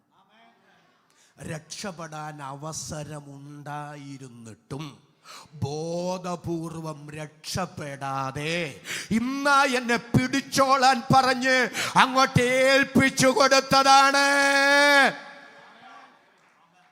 അവിടെ ഒരാളെ എനിക്ക് പരിചയപ്പെടുത്താതിരിക്കാൻ പറ്റില്ല. പഴയ നിയമത്തിൽ ഒരു പ്രവാചകനുണ്ട്, ഏലീശ. അദ്ദേഹത്തെ പിടിക്കാൻ ആരാം രാജാവ് സൈന്യത്തെ വിട്ടു. പേടിച്ച പ്രവാചകൻ ഒറ്റ പ്രാർത്ഥന, ദൈവമേ ഇവരുടെ കാഴ്ച കളഞ്ഞേക്കണേ. പ്രവാചകന്റെ പ്രാർത്ഥന കേട്ട ദൈവം അവരുടെ എല്ലാം കാഴ്ച കളഞ്ഞു. നയപരമായി അവരുടെ അടുക്കൽ ചെന്ന് ചോദിച്ചാൽ, നിങ്ങൾ എവിടെ നിന്ന് വരിക? അവർ പറഞ്ഞു, ഞങ്ങളെ ഈ ആരാം രാജാവ് പറഞ്ഞു വിട്ടത്. എന്തിനു വന്ന? ഇവിടെ ഒരു പ്രവാചകനുണ്ട്, ഏലീശ, അങ്ങേരെ പിടിക്കാൻ വന്ന. ഉടനെ ഒന്നും അറിയത്തില്ലാത്തവൾ പറയും, അങ്ങേര് ഇവിടെ ഇല്ല, അങ്ങേര് എവിടെ ഉണ്ടെന്ന് ഞാൻ വഴി കാട്ടാം, എൻ്റെ കൂടെ പോരാൻ പറഞ്ഞു. ശമരയിലെത്തിയപ്പോൾ തിരിച്ചൊരൊറ്റ പ്രാർത്ഥന, ദൈവമേ കാഴ്ച തിരിച്ചു കൊടുക്കണേ. കാഴ്ച തിരിച്ചു കിട്ടിയപ്പോഴാണ് മനസ്സിലാകുന്നത് ഇങ്ങേര് പറ്റിക്കുകയായിരുന്നെന്ന്. അപ്പം ഞാൻ ഈ പറഞ്ഞതിൻ്റെ ആശയം, ഏലീശായ്ക്കൊരു പ്രതിസന്ധി ഉണ്ടായപ്പോൾ പിടിക്കാൻ വന്നവരുടെ കാഴ്ച കളഞ്ഞ പ്രതിസന്ധിയിൽ നിന്ന് ഏലീശ രക്ഷപ്പെട്ടു. ഇവിടെ ഇതാ ഒരു നല്ല ആമേൻ പറഞ്ഞ്, ഇവിടെ ഇതാ ഒരു രക്ഷിതാവ്. പിടിക്കാൻ വന്നവര് പിറകോട്ട് വീണ് കിടക്കുമ്പോൾ രക്ഷപ്പെടാൻ അവസരമുണ്ടായിരുന്നിട്ടും രക്ഷപ്പെടാതെ ബോധപൂർവം അതിനു മുതിരാതെ ഇതാ എന്നെ പിടിച്ചോളാൻ പറഞ്ഞ് യേശു കൈ നീട്ടിക്കൊടുത്തു. ഈ സുവിശേഷ യോഗത്തിൽ ഞാൻ വിളിച്ചു പറയാം, യേശുവിനെ ആരും പിടിച്ചതല്ല, യേശുവിനെ ആരും കൊന്നതല്ല, യേശുവിനെ ആരും ക്രൂശിച്ചതുമല്ല. യേശു സ്വയം ഏൽപ്പിച്ചു കൊടുത്തതാണ്. അവൻ തന്റെ ജീവനെ, എല്ലാവരും കരമുയർത്തി സ്തോത്രം ചെയ്തു പറ, അവൻ തന്റെ ജീവനെ നമുക്ക് വേണ്ടി വച്ചു തന്നതിനാൽ സ്നേഹമെന്നൊന്ന് വെളിപ്പെടുത്തിയിരിക്കുന്നു. യോഹന്നാൻ 10 യേശു കർത്താവ് പറയുന്നു, മനുഷ്യപുത്രന് തന്റെ ജീവനെ കൊടുപ്പാനും അതിനെ തിരികെ പ്രാപിക്കാനും അധികാരമുണ്ട്. യേശു ക്രിസ്തുവിന്റെ ജീവനെ ആരും എടുത്തതല്ല, അവൻ ലോകത്തിന് വേണ്ടി, മനുഷ്യന് വേണ്ടി തന്റെ ജീവനെ കൊടുത്തതാണ്. അപ്പൊ ഒരു ഗ്രൂപ്പ് പിടിക്കാൻ വന്നവര്, രണ്ടാമത്തെ ഗ്രൂപ്പ് ഒട്ടിയും പറ്റിയും തട്ടിയും മുട്ടി മരിച്ചാലും മറക്കരുതെന്നൊക്കെ പറഞ്ഞ് വീരവാദം പറഞ്ഞ ശിഷ്യന്മാരാ. പക്ഷെ സാഹചര്യം വന്നപ്പോഴാണ് മനസ്സിലായേ, വീരവാദങ്ങൾക്കൊന്നും വലിയ പ്രസക്തി ഇല്ലെന്ന്. ഒരു കാര്യം പറയാം, നമ്മുടെ വീരവാദങ്ങൾ കൊണ്ടൊന്നും നമുക്ക് ചെയ്യാൻ കഴിയാത്ത ഒരേ ഒരു കാര്യം കർത്താവിനോടൊപ്പമുള്ള ജീവിതമാണ്. ഒരു നല്ല ആമേൻ പറ. അതിന് ദൈവത്തിൻ്റെ കരുണ വേണം പ്രിയരെ, ദൈവത്തിൻ്റെ കൃപ വേണം പ്രിയരെ. അവിടെ നമ്മുടെ തൻ്റെ ഇടങ്ങൾക്കൊന്നും പ്രസക്തിയില്ല, അവിടെ ദൈവകൃപയ്ക്കാണ് പ്രസക്തി. എന്നോട് ചേർന്ന് അധരം തുറന്ന് ദൈവത്തിന് സ്തോത്രം പറയാൻ എത്ര പേർക്ക് മനസ്സുണ്ട്? ദൈവത്തിന് നന്ദി. ഞാൻ അവിടെ വിശദീകരിക്കുന്നില്ല. കൂടെ ഉണ്ടായിരുന്നവര് ഓടിയ ഓട്ടം നിങ്ങളുടെ മനസ്സിൽ കണ്ടാൽ മതി. മറ്റൊരു വ്യക്തിത്വത്തെ ഞാൻ പരിചയപ്പെടുത്തുക. ആ തോട്ടത്തിൽ പ്രതിസന്ധിയുടെ തീക്കുണ്ടത്തി നിൽക്കുന്നത് നമ്മുടെ വാഴ്ത്തപ്പെട്ട കർത്താവാ, അല്ലേ? ആ പ്രതിസന്ധി അനുഭവിക്കുന്ന കർത്താവാണ് അവിടെ നിന്ന് ഓടേണ്ടത്. ഒരാമേനൊന്ന് പറയും. ഒരു ഉദാഹരണം പറയുമ്പോൾ, നമ്മളെത്ര കരുത്തന്മാരായ മനുഷ്യരാണേലും നമ്മൾ മാനസികമായി തകർന്നാൽ നമ്മളെ കൊണ്ടൊന്നും നടക്കുകയില്ല. ഒരു സ്തോത്രം ഒന്ന് പറ. ഞാനിപ്പോൾ 26 വർഷമായിട്ട് സഭാ ശുശ്രൂഷ ചെയ്തിട്ടുണ്ട്. 26 വർഷം വലിയ കൂടുതലല്ല, ഒരു ഉദാഹരണം പറ. എവിടെ എനിക്ക് ഇവിടെ അത് പറയേണ്ടത് അത്ര അനിവാര്യമാണെന്ന് തോന്നുന്നില്ല, എങ്കിലും ഒരു ഉദാഹരണമായിട്ടൊക്കെ പറയാം നിങ്ങൾക്ക് പിടികിട്ടാൻ. ചില സഭകളിലൊക്കെ ചില സഭായോഗത്തിൻ്റെ ഇടയ്ക്ക് വന്ന് ഉത്തരവാദിത്തപ്പെട്ടൊരു ചെവിയിൽ മന്ത്രിക്കും, പാസ്റ്റർ ഇന്ന് സഭായോഗം കഴിയുമ്പോൾ ഒരു അടിയന്തര കമ്മിറ്റി ഉണ്ട്, അതുകൊണ്ട് പാസ്റ്റർ സഭായോഗം അല്പം നേരത്തെ ഒന്ന്. അപ്പം അടിയന്തര കമ്മിറ്റിയുടെ കാരണം എന്താണെന്ന് അറിയുമ്പം തൊട്ട് ദൈവമേ ഇനി അടുത്ത ആഴ്ച തൊട്ട് കമ്മിറ്റി കാണുമോ, കമ്മിറ്റി കൂടാൻ ആള് കാണുമോ, ഈ വേവലാതി എല്ലാം കൂടെ വന്നിട്ടേ ചിലപ്പം സങ്കീർത്തനം വായിക്കാൻ എണീക്കുമ്പോൾ സ്തോത്രകാഴ്ച ഇടാവുന്നു, സ്തോത്രകാഴ്ച ഇടാൻ നേരത്ത് നമുക്ക് സങ്കീർത്തനം വായിക്കാമെന്നും പറയും. അത് പാസ്റ്റർക്ക് പരിചയമില്ലാഞ്ഞിട്ടല്ല, പതിറ്റാണ്ടുകളുടെ പരിചയമുണ്ട്. പക്ഷെ മാനസികമായി തകർന്നാൽ ഓർഡറെല്ലാം തെറ്റിപ്പോകും. ഒരു നല്ല ആമേനൊന്ന് പറയും. നിങ്ങൾ എത്ര കരുത്തന്മാരായ മനുഷ്യരാണേലും മാനസികമായി തകർന്നാൽ ഒന്നും നടക്കുകയില്ല. ഇത് ദുഷ്ടപിശാചിനറിയാൻ കേട്ടോ. അതുകൊണ്ട് ആ ദൈവത്താൽ ഉപയോഗിക്കപ്പെടുന്ന പലരെയും, കൃപാവരങ്ങളുള്ള വചനത്തിൻ്റെ നിറവും തിറവുമുള്ള ആത്മിക ശുശ്രൂഷയുള്ള പ്രയോജനപ്പെടേണ്ട പലരെയും ആ നിലകളിൽ കൃപാവരങ്ങൾ ജ്വലിക്കപ്പെടാതെ ശുശ്രൂഷയിൽ മുൻപോട്ട് വരാതെ ദൈവത്തിൻ്റെ സ്തോത്രം ഒരു തരത്തിലല്ലെങ്കിൽ മറ്റൊരു തരത്തിൽ മാനസികമായി അവരെ തകർത്ത് അവരിലുള്ള ദൈവകൃപ വെളിപ്പെടാതെ ആത്മിക ശുശ്രൂഷ ഫലവത്താകാതെ അവർക്ക് നന്നായി പ്രയോജനപ്പെടാൻ കഴിയാതെ അവരെ ഒതുക്കുന്ന, മാനസികമായി അവരെ തകർക്കുന്ന പൈശാചിക മണ്ഡലങ്ങളുണ്ട്. ഇന്ന് രാത്രി ഈ സുവിശേഷ യോഗത്തിൽ ആ നിലകൾ ഉയർന്നു നിൽക്കുന്ന ഏതെങ്കിലും പൈശാചിക പദ്ധതികൾ ഉണ്ടെങ്കിൽ ദൈവത്തിന്റെ അഭിഷക്തന്മാർക്കെതിരെ, ദൈവത്തിന്റെ ജനത്തിനെതിരെ, അവരുടെ മിനിസ്ട്രിക്കെതിരെ, ദൈവം കൈമാറിയ കൃപാവരങ്ങൾ, ദൈവം കൊടുത്ത മിനിസ്ട്രികൾ തനതായ നിലയിൽ അവരിലൂടെ പ്രയോജനപ്പെടാതെ, പുറത്തു വരാൻ കഴിയാതെ, കത്തുജ്വലിക്കാൻ കഴിയാതെ, മാനസിക പിരിമുറുക്കങ്ങളിട്ട് ഒന്നല്ലെങ്കിൽ മറ്റൊരു തരത്തിൽ പ്രതിസന്ധികളിട്ട് അവരെ ഒതുക്കുന്ന പൈശാചിക വ്യാപാരമുണ്ടെങ്കിൽ ഇന്ന് രാത്രി ഞാൻ വചനം പ്രസംഗിക്കുന്ന വചനത്തിന്റെ ശക്തിയാൽ, യേശുക്രിസ്തുവിന്റെ നാമത്താൽ എന്നിൽ ബലത്തോടെ വ്യാപരിക്കുന്ന ആത്മശക്തിയാൽ ആ പൈശാചിക വ്യാപാരത്തോട് ഇന്ന് രാത്രി അഴിഞ്ഞു മാറാൻ ആത്മാവിൽ ഒരുമിച്ച് കൽപ്പിക്കുന്നു. വിശ്വസിക്കുന്ന അഭിഷക്തന്മാർ, വിശ്വസിക്കുന്ന ദൈവമക്കൾ കരമടിച്ചൊരു 30 സെക്കൻഡ് ശക്തിയോടെ ഈ രാത്രി ദൈവത്തെ സ്തുതിക്കട്ടെ.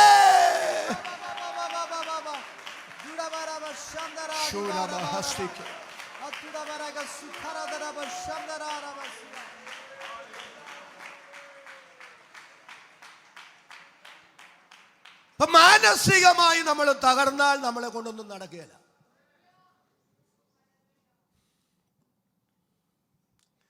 എന്നാൽ യേശുവിനെ ഒന്ന് ശ്രദ്ധിച്ചേ. താൻ തന്നെ പ്രതിസന്ധിയിലെ നടുവിലാണ്. പക്ഷെ അവിടെ വെച്ച് പത്രോസിന്റെ വാളിന്റെ വായ്ത്തലയേറ്റ് മൽക്കോസിന്റെ വലത്തെ കാത് ഗത്സമനിയുടെ തോട്ടത്തിൽ കിടന്ന് പിടയ്ക്കുക. ആ കാത് അവിടെ കിടന്ന് പിടയ്ക്കുമ്പം കണ്ടില്ലെന്ന് വെച്ച് കർത്താവ് പോയില്ല. താൻ തന്നെ പ്രതിസന്ധിയുടെ തീക്കുണ്ടത്തിൽ നിൽക്കുമ്പം മറ്റവൻ്റെ പ്രശ്നം കർത്താവ് പരിഹരിച്ചു കൊടുത്തു. ഒരു നല്ല ആമേൻ പറഞ്ഞേ. ആത്മിക ശുശ്രൂഷയുടെ ഒരു മർമ്മം ഞാൻ പറയുകയാണ്. നമ്മുടെ എല്ലാ പ്രശ്നവും പരിഹരിച്ചിട്ട് പ്രശ്നത്തിലുള്ളവർക്ക് വേണ്ടി പ്രാർത്ഥിക്കാനിരിക്കരുത്. നമ്മുടെ രോഗം മാറിയിട്ട് രോഗികൾക്ക് വേണ്ടി പ്രാർത്ഥിക്കാമെന്ന് ചിന്തിക്കല്ലേ. എനിക്കങ്ങനെ കുഴപ്പം വന്നിട്ടുണ്ടെന്ന് പ്രാർത്ഥിക്കാൻ ചിലരൊക്കെ മുന്നോട്ട് പ്രാർത്ഥനിക്കാൻ ഭർത്താഭാഷയെ പ്രാർത്ഥനിക്കണേ രോഗിയാണെന്നൊക്കെ പറയും. എൻ്റെ ഹൃദയത്തിൽ എനിക്ക് തോന്നുന്നു, എടാ ഞാൻ 8-10 എന്നും പറഞ്ഞു എന്നും നടുവേദന, L4 L5 ശ്വാസം മുട്ടലെ പ്രയാസം, ഞാൻ തന്നെ രോഗിയാ. പിന്നെ എങ്ങനെ ഞാൻ രോഗിക്ക് വേണ്ടി പ്രാർത്ഥിക്കും? പക്ഷെ കർത്താവ് എന്നെ അവിടെ പഠിപ്പിച്ചൊരു കാര്യമുണ്ട്. ആത്മിക ശുശ്രൂഷ നിന്റെ എല്ലാ പ്രതിസന്ധിയും മാറിയിട്ട് ചെയ്യാനുള്ളതല്ല. സ്വയം മുറിവേറ്റുകൊണ്ട് മറ്റുള്ളവരുടെ മുറിവ് കെട്ടുന്നതാണ് ആത്മിക ശുശ്രൂഷ. ഇന്ന് രാത്രി നിങ്ങൾക്കുള്ള ഒരു പ്രതിസന്ധിയും, നിങ്ങളുടെ ശാരീരികമായ ഒരു രോഗങ്ങളും, നിങ്ങളുടെ ഒരു പ്രശ്നങ്ങളും ദൈവം തന്ന ശുശ്രൂഷ പ്രാഗൽഭ്യത്തോടെ ചെയ്യുന്നതിന് തടസ്സമായി മാറരുത്. യേശു ക്രിസ്തുവിന്റെ നാമത്തിൽ ഇന്ന് രാത്രി നിങ്ങളുടെ ആത്മിക പ്രാഗൽഭ്യത്തെ കെടുത്തുന്ന ആ പൈശാചിക മേഖലയെ ജയിക്കാൻ ദൈവാത്മാവ് സംസാരിക്കുന്നു. അതരം തുറന്നറിഞ്ഞ് ആമേൻ പറയാൻ എത്ര പേർക്ക് മനസ്സുണ്ട്? അവർക്കായി ഞാൻ ദൈവത്തെ സ്തുതിക്കുന്നു.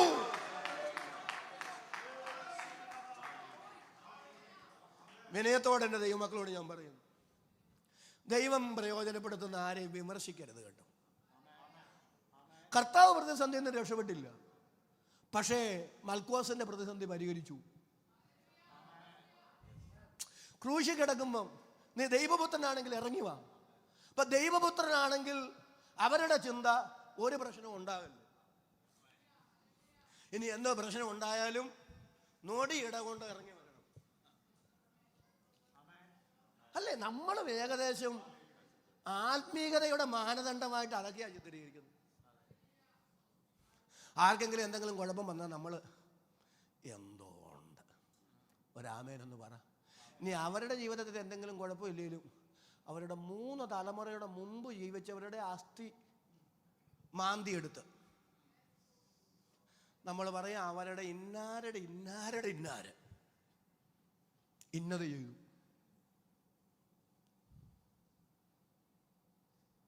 കാരണം നമ്മുടെ അകത്ത് എങ്ങനെയോ നമ്മൾ ധരിച്ചു വെച്ചിട്ടുണ്ട്, ആത്മീയരാണെങ്കിൽ പ്രതിസന്ധി ഉണ്ടാകില്ല. എന്നാ ഒരു മൗനമായിട്ടിരിക്കുന്നേ.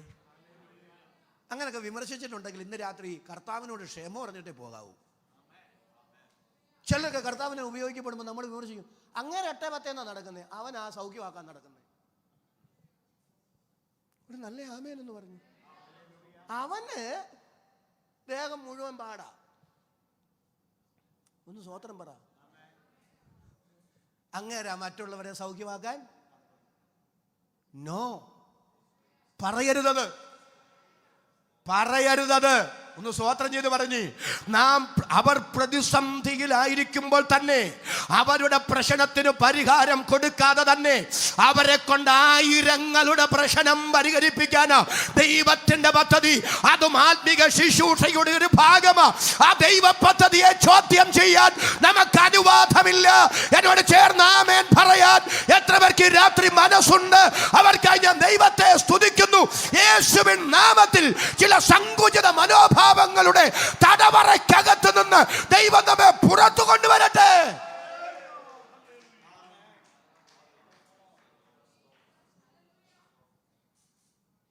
ഇപ്പൊ താൻ തന്നെ പ്രതിസന്ധിയിൽ നിൽക്കുമ്പോൾ തൻ്റെ പ്രതിസന്ധിയിൽ നിന്ന് രക്ഷപ്പെടാതെ മൽക്കോസിന്റെ കാതൊട്ടിച്ചു കൊടുത്തു. തന്നെ പിടിക്കാൻ വന്നവന്റെ കാതൊട്ടിക്കാൻ കർത്താവിന് ഇഷ്ടം തോന്നിയെങ്കിൽ, പ്രസംഗം കൊഴുപ്പിക്കാൻ പറയല്ല, ജനം വിടുവിക്കപ്പെടണമെന്നുള്ള ആത്മാർത്ഥത കൊണ്ട് പറയുക. കെ ജെ തോമസോ വർഗീസ് അബ്രഹാം പാസ്റ്ററോ സജു ചാത്തന്നൂരോ ആര് പ്രസംഗിക്കുന്നു എന്നുള്ളതല്ല. നിങ്ങളെ സൗഖ്യമാക്കാൻ ഇന്ന് രാത്രി എൻ്റെ ദൈവത്തിന് ഹിതമുണ്ടെങ്കിൽ, ദൈവത്തിന് പദ്ധതിയുണ്ടെങ്കിൽ തൻ്റെ മുറിവേറ്റ കരം വെച്ച് നമ്മെ സൗഖ്യമാക്കാൻ ദൈവത്തിന് കഴിയും. ഇന്ന് രാത്രി സുവിശേഷ യോഗത്തിൽ വന്നിട്ടുള്ളവരെ ഒരു അത്ഭുത രോഗശാന്തി എന്തുകൊണ്ട് ഈ രാത്രി സംഭവിച്ചുകൂടാ? വിശ്വസിക്കുന്നവർക്ക് വേണ്ടി വ്യാപരിക്കുന്ന ദൈവശക്തി ഇന്ന് രാത്രി ഇതിനകത്ത് വ്യാപരിക്കട്ടെ. നമ്മുടെ ഉച്ച മുതൽ ഉള്ളങ്കാൽ വരെ ആന്തരിക അവയവങ്ങളിൽ, ബാഹ്യ അവയവങ്ങളിൽ, രക്തധമനികളിൽ, മാംസപേശികളിൽ ഇന്ന് രാത്രി ദൈവശക്തി വ്യാപരിക്കട്ടെ. ഒരു അത്ഭുത രോഗശാന്തി ഇന്ന് രാത്രി ചിലരിൽ സംഭവിക്കട്ടെ. അത് വിശ്വസിക്കുന്നവർ, മാന്യ ശ്രോതാക്കൾ, അഭിഷക്തന്മാർ കരമടിച്ച് അല്പനിമിഷം ദൈവത്തിന് സ്തോത്രം ചെയ്യാം. ഇന്ന് രാത്രി ഏതെങ്കിലും ശരീരങ്ങളെ വരിഞ്ഞു മുറുക്കി കുടിയിരിക്കുന്ന രോഗവ്യാപാരങ്ങൾ ഉണ്ടെങ്കിൽ, രോഗാത്മാവുണ്ടെങ്കിൽ, പാമ്പുകളെയും തേളുകളെയും ചവിട്ടാൻ, ശത്രുവിന്റെ സകല ബലത്തെയും കെടുത്താൻ അധികാരം തന്ന യേശു ക്രിസ്തുവിന്റെ നാമത്തിൽ ഞങ്ങൾ ഒരുമിച്ച് ആത്മാവിൽ കൽപ്പിക്കുന്നു. ആ പൈശാചിക രോഗശക്തികൾ യേശു ക്രിസ്തുവിന്റെ നാമത്തിൽ ഈ രാത്രി വിട്ടുമാറട്ടെ.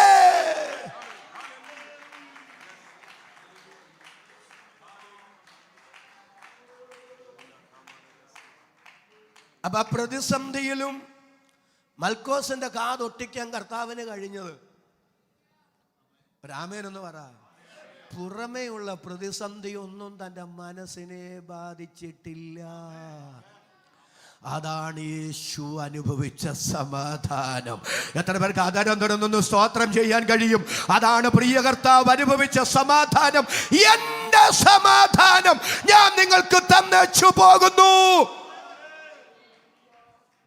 ഇനി ആ സമാധാനം നമുക്ക് അനുഭവിക്കാൻ പറ്റൂ? ആ സമാധാനം നമ്മൾ അനുഭവിക്കണം. എന്ത് ചെയ്യണം? 8:30 നിർത്തണം എന്നാണ് ഞാൻ ഉദ്ദേശിച്ചത്. പക്ഷെ ഇവിടെ വന്നപ്പോൾ ദൈവദാസൻ എന്നോട് പറഞ്ഞ് 8:45 നിർത്തിയാൽ മതിയെന്ന്. അല്ലേ? അങ്ങനല്ലേ പറഞ്ഞേ? 8:50 എന്നാ പറഞ്ഞത്. ഞാനിവിടെ സത്യം പറഞ്ഞാൽ വന്നത് 8:30 നിർത്താനാണ്. ഇവിടെ വന്നപ്പോഴാ 8:45 കഴിഞ്ഞ് നിർത്തിയാൽ മതി. എന്നാലും ഞാൻ ഒത്തിരി നിങ്ങളെ ഇരുത്തുന്നില്ല. പിന്നെ ഇത്രയൊക്കെ നിങ്ങൾ ഇരുന്ന് തരുന്നത് അകത്ത് AC ആയതുകൊണ്ടാണ്. ഞാനൊന്ന് ഓടിച്ച് പറഞ്ഞ് അവസാനിപ്പിച്ചോളൂ. ഈ സമാധാനം നമുക്ക് അനുഭവിക്കാൻ പറ്റുമോ പ്രിയരെ? 2 കാര്യങ്ങൾ പറയാം കേട്ടോ. അത് അനുഭവിക്കണമെങ്കിൽ എന്ത് ചെയ്യണമെന്നോട് പറയാം. ഈ അപ്പോസ്തല പ്രവൃത്തികളുടെ പുസ്തകം വായിക്കേണ്ട 12-ാം അധ്യായത്തില് യാക്കോബിനെ കൊന്ന് യഹൂദന്മാർക്ക് അത് പ്രസാദമായെന്ന് ഹേരോദാവിന് മനസ്സിലായപ്പോൾ പത്രോസിനെയും കൊല്ലാൻ തീരുമാനിച്ചു. പുളിപ്പില്ലാത്ത അപ്പത്തിന്റെ പെരുന്നാൾ കഴിഞ്ഞ് വിസ്തരിച്ചിട്ട് ശിരച്ഛേദം ചെയ്യാൻ ഹേരോദാവ് തീരുമാനിച്ച് ജയിലിലിട്ടേക്കുക. മർക്കോസ് എന്ന് മറുപേരുള്ള യോഹന്നാന്റെ അമ്മ മറിയയുടെ നേതൃത്വത്തിൽ വീട്ടിൽ പത്രോസിന്റെ വിടുതലിന് വേണ്ടി പ്രാർത്ഥന നടക്കുക. ദൂതൻ കാരാഗ്രഹത്തിൽ ഇറങ്ങി പത്രോസിനെ വിടുവിക്കുന്ന രംഗം നമ്മൾ കാണുന്നുണ്ട്. പക്ഷെ ദൂതൻ ഇറങ്ങുന്നതിന് മുമ്പ് ആ സമയത്ത് പത്രോസ് എന്ത് ചെയ്യാന്നറിയാമോ? സുഖമായി കിടന്ന് ഉറങ്ങുക. നമുക്ക് പത്രോസിനോട് ചോദിക്കാം, പത്രോസ് നാളെ നേരം വെളുത്താൽ താങ്കളെ വിസ്തരിച്ച് ഹേരോദാവ് ശിരച്ഛേദം ചെയ്യാൻ പോവുക. നാളെ നേരം വെളുത്താൽ തല വെട്ടുമെന്ന് അറിയാമെങ്കിൽ പിന്നെ എങ്ങനെ ഇങ്ങനെ കിടന്ന് ഇന്ന് ഉറങ്ങാൻ പറ്റും? നമ്മൾ പറയും വാഗ്ദത്തം ഉള്ളത് കൊണ്ടാണ്. അതിനേക്കാൾ പെരുത്ത വാഗ്ദത്തമുള്ള നമ്മളിൽ പലരും വാഗ്ദത്തം ഉള്ളത് കൊണ്ടാണ് ഉറങ്ങുക. പത്രോസ് പറയും, നാളെ നേരം വെളുത്താൽ ഹേരോദാവ് എന്നെ വിസ്തരിച്ച് ശിരച്ഛേദം ചെയ്യുമെന്ന് എനിക്കറിയാം.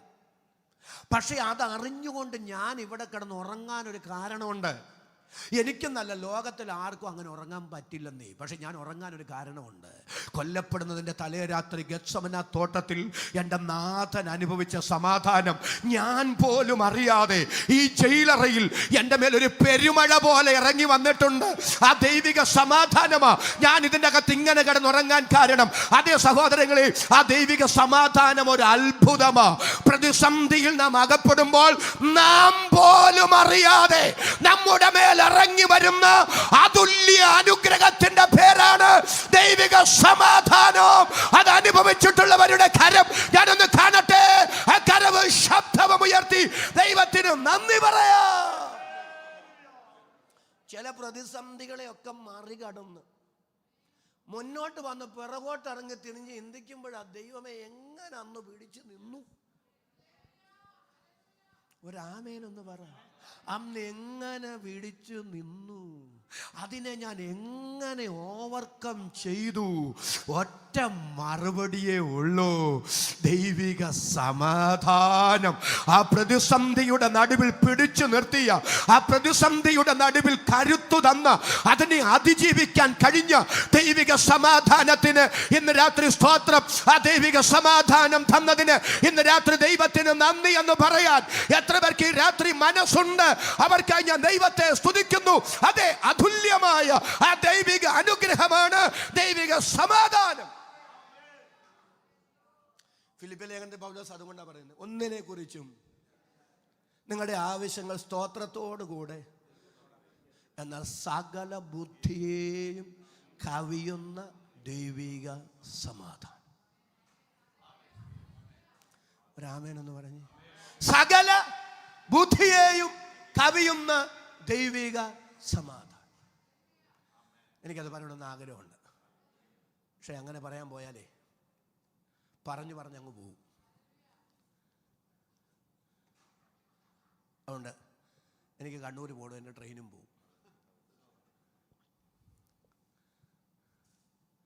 ദൈവം തരുന്ന സമാധാനത്തിന് പറയുന്ന പേരാണ്, അനുഭവിക്കുന്നവരൊന്ന് സ്തോത്രം ചെയ്ത് പറഞ്ഞ്, സകല ബുദ്ധിയെയും കവിയുന്ന ദൈവിക. പ്രിയരെ, ഞാനൊരു കാര്യം പറയാം കേട്ടോ. നമുക്ക് ഈ സമാധാനം എന്നൊക്കെ പറയുന്നത് ഒരു അതുല്യ അനുഗ്രഹമാണ്. അത് സകല ബുദ്ധിയെയും കവിയുന്ന, മറ്റുള്ളവർക്ക് മനസ്സിലാകില്ലെന്ന്. ഈ നമുക്ക് ഏറ്റവും വലിയ പ്രശ്നം എന്താണെന്നറിയാമോ? ഈ പ്രതിസന്ധിയിലൂടെ പോകുമ്പോഴേ നമ്മളോട് മറ്റുള്ളവർ ചോദിക്കുക, കൊട്ടാനും പാടാനും ചാടാനും തുള്ളാനും പോയിട്ട് നിനക്കെന്നെ എങ്ങനെ വന്നേ? ഒരാമേനെന്ന് പറ. നിനക്കെന്നാ ഇങ്ങനെ വന്നെന്ന് അവർ ചോദിക്കുമ്പോഴാണ് നമ്മൾ ആകപ്പാടെ വിഷമത്തിലാകുന്നു. ഉടനെ നമ്മൾ തിരിച്ച് ദൈവത്തോട് ചോദിക്കും, ദൈവമേ, ദൈവത്തെ സേവിക്കുന്നവനും സേവിക്കാത്തവനും തമ്മിലുള്ള വ്യത്യാസം കാണിക്കാമെന്ന് പറഞ്ഞിട്ട് ഒരാമേനെന്ന് പറഞ്ഞു. അതെന്നെ കർത്താവേ എനിക്കങ്ങനെ വന്നേ? ശരിയല്ലേ അത്? പക്ഷെ ഞാനൊരു കാര്യം പറയാം, അതിൻ്റെ മുമ്പിലൊന്നും പതറരുത്. ആ വിമർശനങ്ങളൊന്നും മുഖവിലയ്ക്ക് എടുക്കരുത്.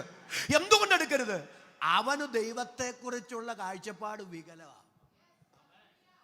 അവരെന്തിനാ ദൈവത്തെ വിളിക്കുന്നത്? ദൈവത്തോട് ഇഷ്ടമുള്ളത് കൊണ്ടല്ല, സ്വർഗത്തിൽ പോകാനുമല്ല. അവർക്ക് പ്രത്യേകിച്ച് സ്വർഗമൊന്നും വേണ്ട. പക്ഷെ സ്വർഗതുല്യമായ ഒരു ജീവിതം ഇവിടെ വേണം. ഒരാമേനെന്ന് പറ.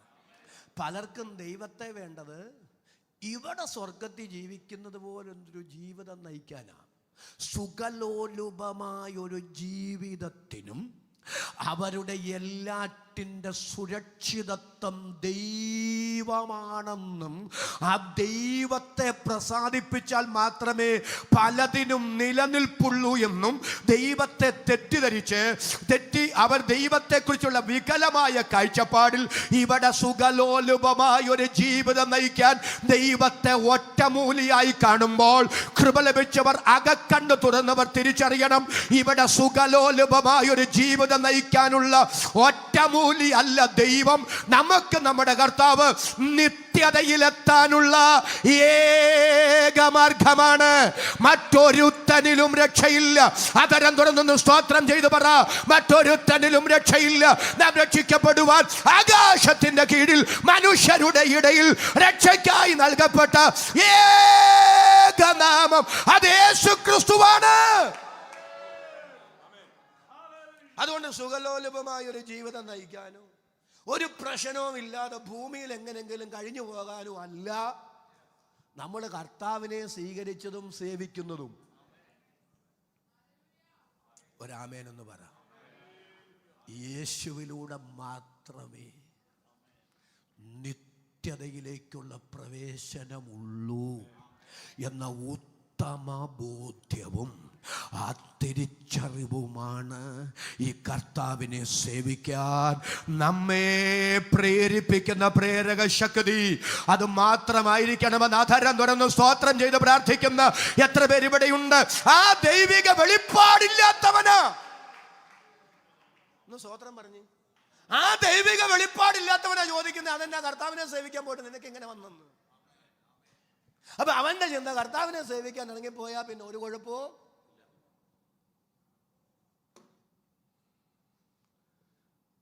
പക്ഷെ അവൻ അറിയാൻ വയ്യാത്തൊരു കാര്യമുണ്ട്. ഇതുപോലെ പ്രതിസന്ധിയിലൂടെ പോയിട്ടും പിടിച്ചു നിൽക്കാൻ കാരണമുണ്ട്. ഒരു നല്ല ആമേനെന്ന് പറയാവോ? ആ കാരണത്തിന്റെ പേരാ ദൈവിക സമാധാനം. സകല ബുദ്ധിയെയും കവിയുന്ന ദൈവിക സമാധാനം. എന്നോട് ചേർന്ന് ആദരം തുറന്ന് ദൈവത്തിന് സ്തോത്രം പറയാൻ എത്ര പേർക്ക് മനസ്സുണ്ട്? അതെ, ദൈവിക സമാധാനം. ഞാൻ ഇനി ദീർഘിപ്പിക്കുന്നില്ല, എന്നാ ചെയ്യണമെന്നുള്ളത് പറയാൻ സമയമില്ല. അതുകൊണ്ട് ഒരു കാര്യം കൂടെ പറഞ്ഞ് അവസാനിപ്പിക്കുക. സഭയിലെന്ന് പറഞ്ഞാൽ നിങ്ങൾ തന്ന സമയമുണ്ട്. പക്ഷേ എൻ്റെ പ്രിയരെ, ഇങ്ങനെ ഞാൻ പറഞ്ഞ് ക്ലോസ് ചെയ്യാം. യാക്കോബിൻ്റെ ലേഖനത്തിലൊരു വാക്യമുണ്ട്, സഹിഷ്ണുത കാണിച്ചവരെ നാം ഭാഗ്യവാന്മാരെന്ന് പുകഴ്ത്തുന്നു. യോബിൻ്റെ സഹിഷ്ണുത നിങ്ങൾ കേട്ടു. ദൈവം വരുത്തിയ അവസാനം കണ്ടുമിരിക്കുന്നു. എന്താ അതിൻ്റെ അർത്ഥം?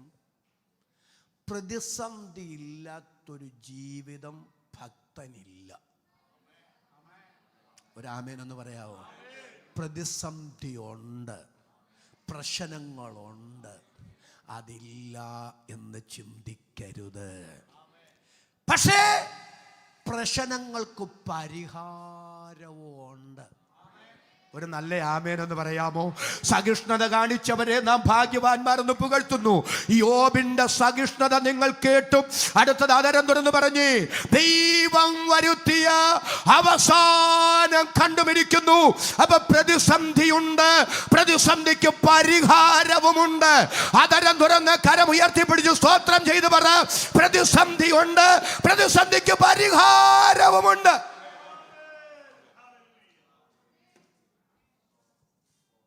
ഈ പ്രകോപനങ്ങളൊക്കെ ഉണ്ടാകുമ്പം പറയല് കേട്ടോ, ഇതെന്നെ കൊണ്ടേ പോകത്തുള്ളൂ, ഇതെന്നെ തീർത്തിട്ട് എൻ്റെ കുടുംബത്തെ വഴിയാധാരമാക്കിയിട്ട് ഒരാമേരെന്ന് പറ. ഇത് ഞങ്ങളെ ഒരു പരുവത്തിൽ എത്തിച്ചിട്ട് പോകുള്ളൂന്നൊന്നും പറയരുത്. രക്തം ജയം. എന്തു പ്രകോപനങ്ങൾ ഉണ്ടായാലും, അസാധ്യമെന്ന് ലോകം പറഞ്ഞാലും ദൈവമക്കൾ വിളിച്ചു പറയണം, പ്രതിസന്ധികളുണ്ട്, പക്ഷെ പ്രതിസന്ധികൾക്ക് പരിഹാരവുമുണ്ട്. അതരം തുറന്ന് സ്തോത്രം പറയാൻ എത്ര പേർക്ക് മനസ്സുണ്ട്? എൻ്റെ മാന്യ സഹോദരി, എൻ്റെ മാന്യ സഹോദര, തങ്ങളുടെ പ്രശ്നം എത്ര വലുതാണെങ്കിലും, തകർച്ചകൾ എത്ര ആഴമുള്ളതാണെങ്കിലും, അസാധ്യങ്ങൾ നിങ്ങളുടെ ജീവിതത്തിൽ ഇന്ന് രാത്രി വെല്ലുവിളിക്കുകയാണെങ്കിലും, ഞാൻ വിളിച്ചു പറയുന്നു, ഏത് പ്രതിസന്ധിയെയും പരിഹരിക്കാൻ യേശു കർത്താവിന് കഴിയും. എന്നോട് ചേർന്ന് ആമേൻ പറയാൻ എത്ര പേർക്ക് രാത്രി മനസ്സുണ്ട്? സങ്കീർത്തനക്കാരൻ പറഞ്ഞു, നീ മുമ്പും പിമ്പും ഞങ്ങളെ അടച്ചു, ഞങ്ങളുടെ മുതുകത്തൊരു വലിയ ഭാരം വെച്ചു, മനുഷ്യരെ ഞങ്ങളുടെ തലയിൽ കയറി ഓടിക്കുമാർ, ഞങ്ങൾ തീയിലും വെള്ളത്തിലും കൂടി കടക്കേണ്ടി വന്നു. അത്രയും പറഞ്ഞ് തീർന്നിരുന്നെങ്കിൽ എന്തൊരു ശോചനീയമാകുമായിരുന്നു. പക്ഷെ അടുത്ത വാചകം തുള്ളിച്ചാടി സ്തോത്രം ചെയ്ത് പറയേണ്ടതാ, എങ്കിലും. ഒരു നല്ല ആമേൻ പറഞ്ഞു. എങ്കിലും നീ ഞങ്ങളെ സമൃദ്ധിയിലേക്ക് കൊണ്ടുവന്നിരിക്കുന്നു. ദൈവമേ, ഞങ്ങൾ വിചാരിച്ചതാ എല്ലാം തീർന്നെന്ന്, ഇനി കരകയറ്റമില്ലെന്ന്, മടങ്ങി വരവില്ലെന്ന്, സാഹചര്യങ്ങൾക്ക് വ്യത്യാസം ഉണ്ടാകത്തില്ലെന്ന് ഞങ്ങൾ ചിന്തിച്ചതാ. എങ്കിലും ഇന്ന് രാത്രി എഴുതി വെച്ചോ, ഇന്നത്തെ പ്രതിസന്ധി എത്ര ഭയാനകമാണെങ്കിലും, ഇന്നത്തെ തകർച്ചകൾ എത്ര ആഴമുള്ളതാണെങ്കിലും, നാളുകളിൽ അത്ഭുത പരതന്ത്രരായി പിറകോട്ട് നോക്കി എങ്കിലും എന്റെ ദൈവം ഈ നിലയിൽ എത്തിച്ചെന്ന് നാളുകളിൽ സാക്ഷ്യം പറയത്തക്ക നിലയിൽ ഒരു ദൈവ പ്രവൃത്തി വെളിപ്പെടുമെന്ന് പോഷ്കില്ലാത്ത ദൈവം ഇന്ന് രാത്രി വചനത്തിന്റെ ദൂത് ഉറപ്പായി കൈമാറുന്നു. അപ്പൊ ഞാൻ പറഞ്ഞ് അവസാനിപ്പിക്കട്ടെ. പ്രതിസന്ധിയുണ്ട്, പ്രതിസന്ധിക്ക് പരിഹാരമുണ്ട്. പക്ഷെ പരിഹാരത്തിനൊരു സമയം ദൈവം വെച്ചിട്ടുണ്ട്. ഒരു സ്തോത്രം പറ. പ്രതിസന്ധിയുണ്ട്, പ്രതിസന്ധിക്ക് നിങ്ങൾ പറയുന്നില്ല, പരിഹാരമുണ്ട്. പരിഹാരത്തിനൊരു സമയവുമുണ്ട്. 10 ദിവസം നിങ്ങൾക്ക് ഉപദ്രവം ഉണ്ടാവും അല്ലേ? ഓരോന്ന് കർത്താവ് എണ്ണി എണ്ണി പറയുന്നുണ്ട്. ഇന്ന് രാത്രി ഒന്ന് സ്തോത്രം ചെയ്തു പറ. ദൈവം അനുവദിച്ച പ്രതിസന്ധി ആണെങ്കിൽ ആ പ്രതിസന്ധിക്കൊരു സമയവും കുറിച്ചിട്ടുണ്ട്. ദൈവം നിശ്ചയിച്ച ആ സമയത്തിന് ഒരു സെക്കൻഡുകൾക്ക് ശേഷം ആ പ്രതിസന്ധി അവിടെ നിൽക്കാൻ എൻ്റെ ദൈവം അനുവദിക്കയില്ല. ഒന്ന് സ്തോത്രം ചെയ്ത് ആത്മാവിൽ സടകുടഞ്ഞ് എഴുന്നേറ്റ് കൃപ ലഭിച്ച അഭിഷക്തന്മാർ ദൈവമക്കൾ സ്തോത്രം ചെയ്തു പറ. പ്രതിസന്ധി ഉണ്ട്, പ്രതിസന്ധിക്ക് പരിഹാരമുണ്ട്, പരിഹാരത്തിന് ദൈവം കുറിച്ച് ഒരു സമയവുമുണ്ട്. അങ്ങനെയാണെങ്കിൽ ഇങ്ങനെ പറഞ്ഞ് അവസാനിപ്പിച്ചോട്ടെ. പ്രതിസന്ധിയുണ്ട്, പ്രതിസന്ധിക്ക് പരിഹാരമുണ്ട്, പരിഹാരത്തിന് സമയമുണ്ട്, സമയത്ത് പരിഹാരം വരുന്നിടം വരെ നിലനിർത്താൻ സമാധാനവുമുണ്ട്. ഒരു നല്ല ആമേൻ പറയാമോ? പ്രതിസന്ധിയുണ്ട്, പ്രതിസന്ധിക്ക് പരിഹാരമുണ്ട്, പരിഹാരത്തിന് സമയമുണ്ട്, സമയത്ത് പരിഹാരം വരുന്നിടം വരെ നിലനിർത്തുന്ന ദൈവിക സമാധാനമുണ്ട്. ഇന്ന് രാത്രി അത് വിശ്വസിക്കുന്ന എത്ര പേര് ഇതിനകത്ത് കടന്നു വന്നിട്ടുണ്ട്? ആ സമാധാനത്തിന് പറയുന്ന പേരാണ് നദി പോലെ കവിഞ്ഞൊഴുകുന്ന സമാധാനം, സകല ബുദ്ധിയെയും കവിയുന്ന ദൈവിക സമാധാനം. അത് വിശ്വസിക്കുന്നവര് അധരം തുറന്ന് ദൈവത്തിന് സ്തോത്രം ചെയ്യുക. എല്ലാവരും ദൈവസന്നിധിയിൽ നിന്ന് എഴുന്നേറ്റ് നിൽക്കാം. കൊയറിനോട് ചേർന്ന് നമുക്കൊരുന്ന് ഒരുമിച്ചൊന്ന് ചേർന്ന് പാടി സ്തോത്രം ചെയ്യണം. സമാധാനമില്ലാതെ ഞാൻ അലഞ്ഞു, യേശു സമാധാനമായി എൻ്റെ അരികിൽ വന്നു. ഇന്ന് രാത്രി മാനസികമായി തകർന്ന ആരെങ്കിലും വേദനയോടെ, നൊമ്പരത്തോടെ, സങ്കടത്തോടെ ഇതിനകത്ത് വന്നിട്ടുണ്ടെങ്കിൽ ഈ വചന കേൾവിയാൽ ദൈവശക്തി വ്യാപരിക്കപ്പെടട്ടെ. അത്ഭുത ദൈവിക സമാധാനം, നദി പോലെ കവിഞ്ഞൊഴുകുന്ന ദൈവിക സമാധാനം. യഹൂദന്മാരെ പേടിച്ച് വാതിലടച്ച് ശിഷ്യന്മാർ ഒരുമിച്ചിരിക്കുമ്പോൾ എൻ്റെ കർത്താവ് വാതിൽ തുറക്കാതെ, മേൽക്കുര പൊളിക്കാതെ ആ വീടിനകത്ത് മുറിക്കകത്ത് ഇറങ്ങിച്ചെന്ന് അവരോട് പറയുന്നു, നിങ്ങൾക്ക് സമാധാനം. ഇന്ന് രാത്രി ആ ദൈവിക സമാധാനത്തിന്റെ വലിയൊരു ഒഴുക്ക് ദൈവാത്മാവ് നമ്മുടെ മേൽ പകരട്ടെ. അത് വിശ്വസിക്കുന്ന ദൈവമക്കൾ, വിശ്വസിക്കുന്ന അഭിഷക്തന്മാർ അധരങ്ങൾ തുറന്ന് ദൈവത്തിന് സ്തോത്രം ചെയ്യാം. എല്ലാ അധരങ്ങളും തുറന്ന് എല്ലാ കരങ്ങളും അടിച്ച് ഒരുമിച്ച് പാടി ദൈവത്തിന് നന്ദി പറയാം. എല്ലാ കരങ്ങളും അടിച്ചു തുടങ്ങട്ടെ, എല്ലാ ധരങ്ങളും ചലിക്കട്ടെ. ഒരുമിച്ച് പാടി ദൈവത്തിന് നന്ദി പറയാം.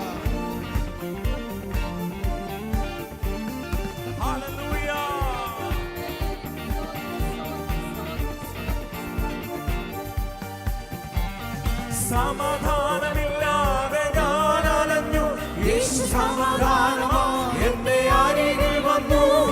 സമാധാനമില്ലാതെ ഞാൻ അലഞ്ഞു, യേശു സമാധാനമാ എന്റെ അരികിൽ വന്നു. അവൻ എന്നെ അടച്ചു, അവൻ എന്നെ താങ്ങി, ഭുജബലത്താ എന്നെ നടത്തും അവൻ. അവൻ എന്നെ അടച്ചു, അവൻ എന്നെ താങ്ങി, ഭുജബലത്താ എന്നെ നടത്തും അവൻ. ഓ സമാധാനം